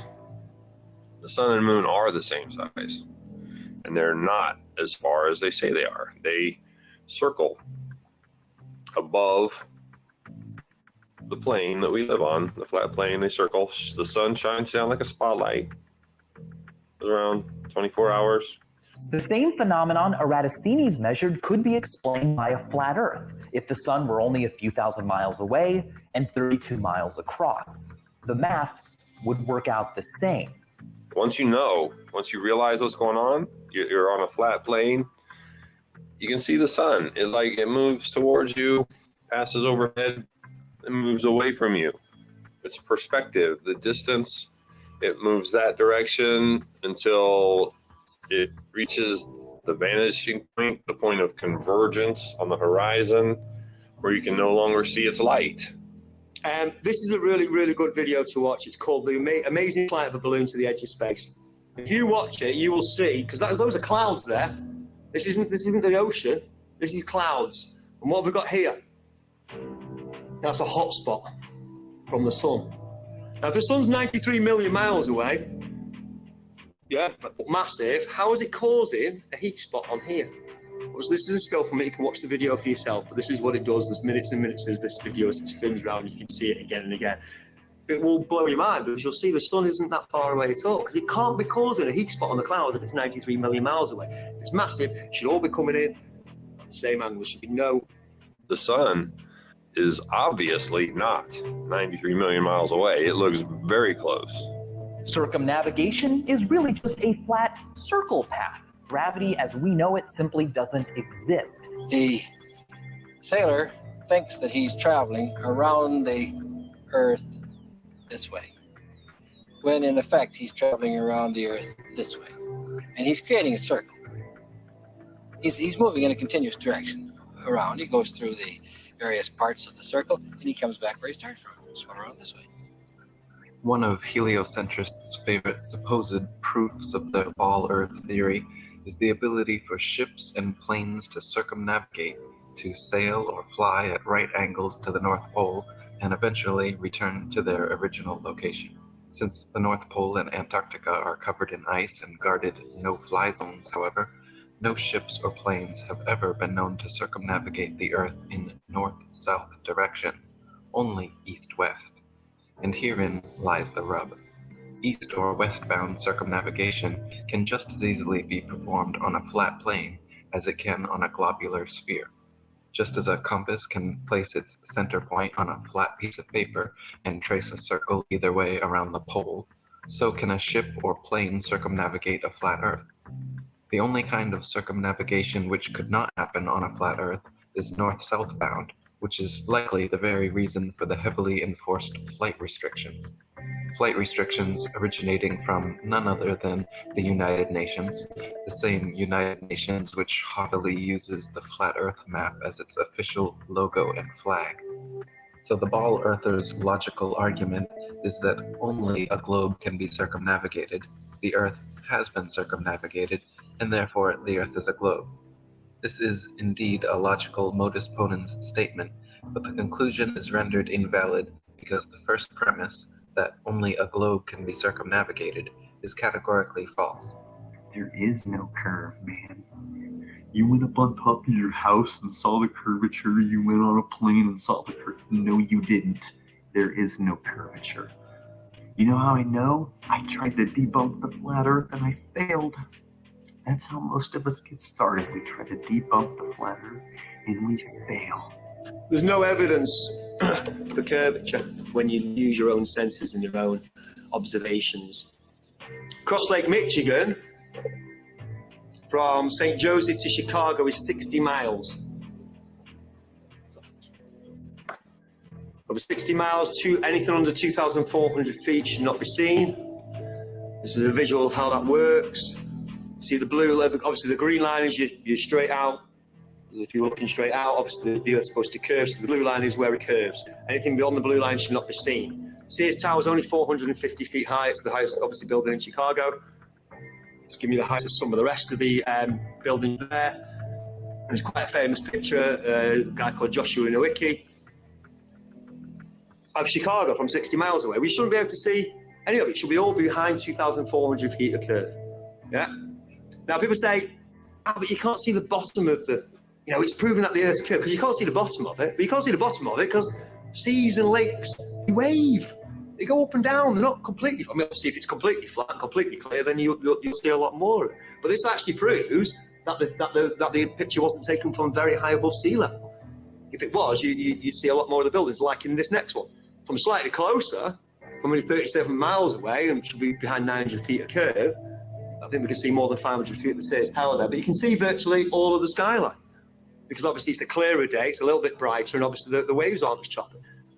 Here's the opposite. There's 36 miles of waves in between. Why would we see the whole thing? But we can still see far more of it. It should be 840 feet a drop. We shouldn't be able to see. We should be able to see less than the top half of those. We move on to a different city, Toronto, across Lake Ontario. A place called Grimsby. Obviously not in Lincolnshire. 37 miles away. Should be behind 900 feet of curve. The CN Tower is 1,800 feet tall. You should be able to see only the top half of that and hardly any of the rest of Toronto. Can we see pretty much the whole skyline there? Again, you can check this out yourself. You can get half a dozen of these pictures from various places all around this bay. Yeah, this is actually taken from the red lines there. It's actually Grimsby's here. So it's actually a little bit further than this red line, but you can get pictures from Toronto from all over this beach. Yeah, and you can see way more of it than we should be. Now, people say, that's light fracting, bending it round the curve. It doesn't look like a mirage. I've seen mirages. They're inverted or they're wavy. We know what a mirage looks like. We can see it in the distance. 81 miles away from Genoa, it's the Isle of Gorgona. It's only 70 feet above sea level. We shouldn't be able to see anyone, or we should be able to see the tip. We can see most of the island. It should be behind 4,300 feet of curve. It should have curved way by now. We can still see it. We'll bring it closer back home. The Isle of Man. From the File Coast, 61 miles away. Again, we can't just see the tops of the turbines, we can see virtually all of them. From 61 miles away, Snaefell is 2,030 feet high, 2,034 feet high, so that's the highest point on the Isle of Man. 61 miles away should be 2,480 feet of curvature. Should be, half a mile below the horizon. From London, then. 75 miles away. Starts getting interesting when you start getting towards the 100-mile mark. We're talking over a mile of dip now. This is the Isle of Oahu, taken from Kauai. Thank you. In Hawaii. It's 90 miles away. Again, you can see, apart from, whatever bit the waves are hiding, we can see a lot of that island. And here's the numbers for it. It should be behind 5,400 feet a drop. Its elevation is 4,003 feet. Mark Sargent. So we shouldn't even be able to see the tip of it. I'm watching in the You background. can see nearly all of it. This is the Sierra Nevada range from Mount Diablo in California near San Francisco. It's 160 miles away. Yes, we're up a mountain. Yes, they're up a mountain. But you can see, again, a lot of the bottom of the mountains. You can see the snow-capped tops, and then we can see the rest of the mountains as well. 160 miles away, this should be behind 17,000 feet of curve. Again, yes, you might be able to see the top of it, but not all of the mountains. And here's the furthest one I found so far. This is my record so far. I'm sure it'll keep on growing. This is the Reunion Island from the Isle of Mauritius. It's 149 miles away. It's a long, long, long way away. Once again, we can see the peak, but we can also see most of the rest now. This is quite clearly a very, very good observational day. Very clear, very calm. The highest peak on Reunion Island is 3,072 meters tall. It's just under 2 miles. 149 miles away, everything should be behind 2.8 miles of curvature. Should have curved way, way, way. And again, it's not just the tops we can see much more. We can see a lot more, 2,000 feet or so of that. We can see. Actually, if Mark is still watching, I had to rush to another province for a family emergency, so I didn't. I was a little delayed in responding. I would love to set something up, absolutely, if you're still available, and do some kind of like a podcast. I don't even know. I've only done it one other time, and that was with Andreas Zertis a couple of years ago. I went twice on his podcast, and it was pretty fun. And so hopefully I would be better now with this stuff. And so I was talking about flat Earth even then, and on my whiteboards, and even be invited to these panels. Like I would be open to speaking. I do have a public speaking background as well. And so I'd be quite comfortable doing that. Obviously I'd be anxious, you know what I mean? And the first few times I wouldn't be great at it, but like through time and experience, it always gets easier. And I know that, right? So, and I'll just like make good notes and good videos and make sure that I have it all together. But yeah, I'd be open to going to the U.S. and going to these conventions or internationally. And I need the freaking money and the support and stuff like that, and to get the information that I want to get out there on a better platform. Because in Canada, I'm very much censored with this stuff, and I'm the only one I know in Canada really that not even really. I don't know any other Canadians that talk about this yet. There are flat earthers in Canada, and I know a few. It's rare, but anyone that's talking about this publicly and sharing the information, no, I don't know anyone.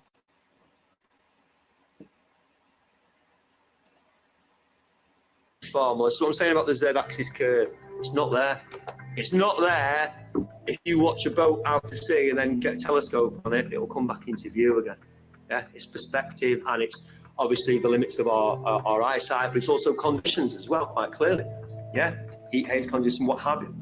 Physical conditions do check. But the point is that photographs have been taken. I've just shown you a dozen photographs from starting at 30 miles, 60 miles, 90 miles. Now we can see 150 miles in the distance, and it should well have disappeared behind the curve of the globe.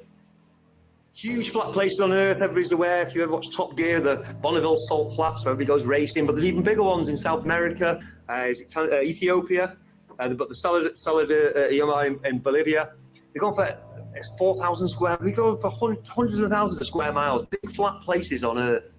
Yeah, famously, flatter than a pancake. And the evidence is all around us. The Earth is flat, and that is that. Don't overthink this thing. It's not necessary. Primary knowledge or secondary knowledge? You're going to use your own senses, your own observances, your own experiments, hopefully, or you're going to believe what you've been told just because that's what everybody believes. It's not this overly covert, like, psyop. Like, what would be the point of that? To discredit the truth movement? If you look into flat Earth for 3 hours, that you would realize that it's not a psyop. It's not a psyop.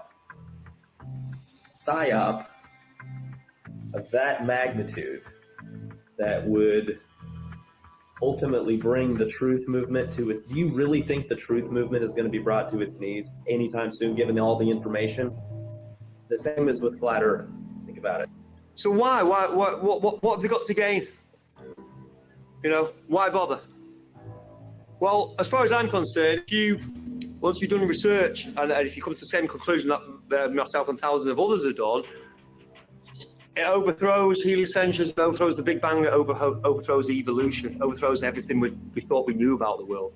And I've heard people say that the reason they don't want to publish papers that disagree with special relativity or general relativity is that they built their careers on this. If you were paranoid, you'd say there's a conspiracy. Whatever it is, there is a lot of resistance to getting something published that disagrees with either of Einstein's two theories. As for all of the photos and video evidence we now have that the Earth is round, well, all of that material is completely fabricated.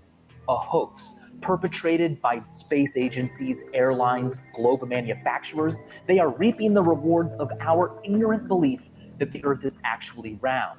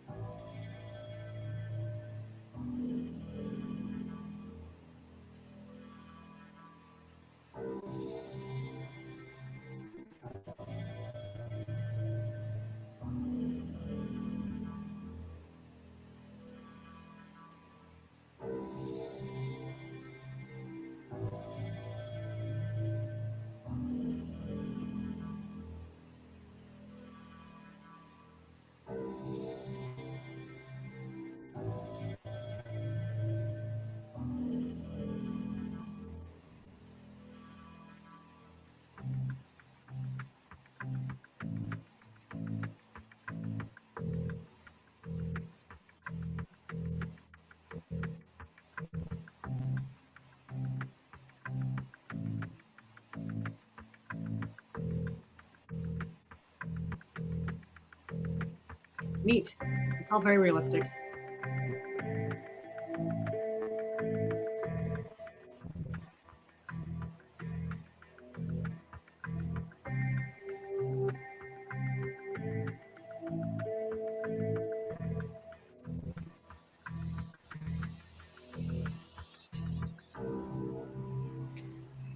Like anything beyond the dome or firmament or the toroidal fields, like within our universe or cosmos, like that is like we don't know what that is, because us, unfortunately, on Earth, like we just don't have the capacity to experience it or perceive it. We're limited by our avatars, and we're limited by so much more, right? By this cosmos that was created by a divine creator, and or multiple other ones. And so we can't even speak on that. But as we're being told and taught with the friggin' like the galaxies and the friggin' like Milky Way stuff and like all the like friggin' like stars and meteors and stuff like that, like these balls of friggin' gases that are like millions of light years away and stuff like that. Like I don't believe in any of that stuff. And so just like Super Mario Bros, right? The video game, right? Like the people within Super Mario Bros, like they're not able to themselves, right? Like the people can like code it in the game, I guess, but you can't take the Super Mario's characters in that video game and transcribe or put them within like a Mortal Kombat, right? And have them like operating within the Mortal Kombat realm or video game, and or the Final Fantasy one or like the other ones. You know, I mean, there's so many different video games out there, and I've said this before, but I never got into the violent ones because I don't know. It's just like in like my opinion, like what if like they are experiencing their own multidimensional reality that you know what I mean, where they are feeling this or experiencing these like this reality, you know, because we are also light in motion, electrical magnetic beings being perceived. Anyway, all of this stuff that I'm talking about, going on all these tangents, but I hope you get what I mean by that. And so I will leave it at that because I must go to the gym today. I've been not able to go to the gym, and I might be heading out to another province again tomorrow or the next day. We will see. And so, but I still need to get that in because you need to keep your health up, especially in the winter months. And so I will leave it at that and hope that everyone has a wonderful rest of their day.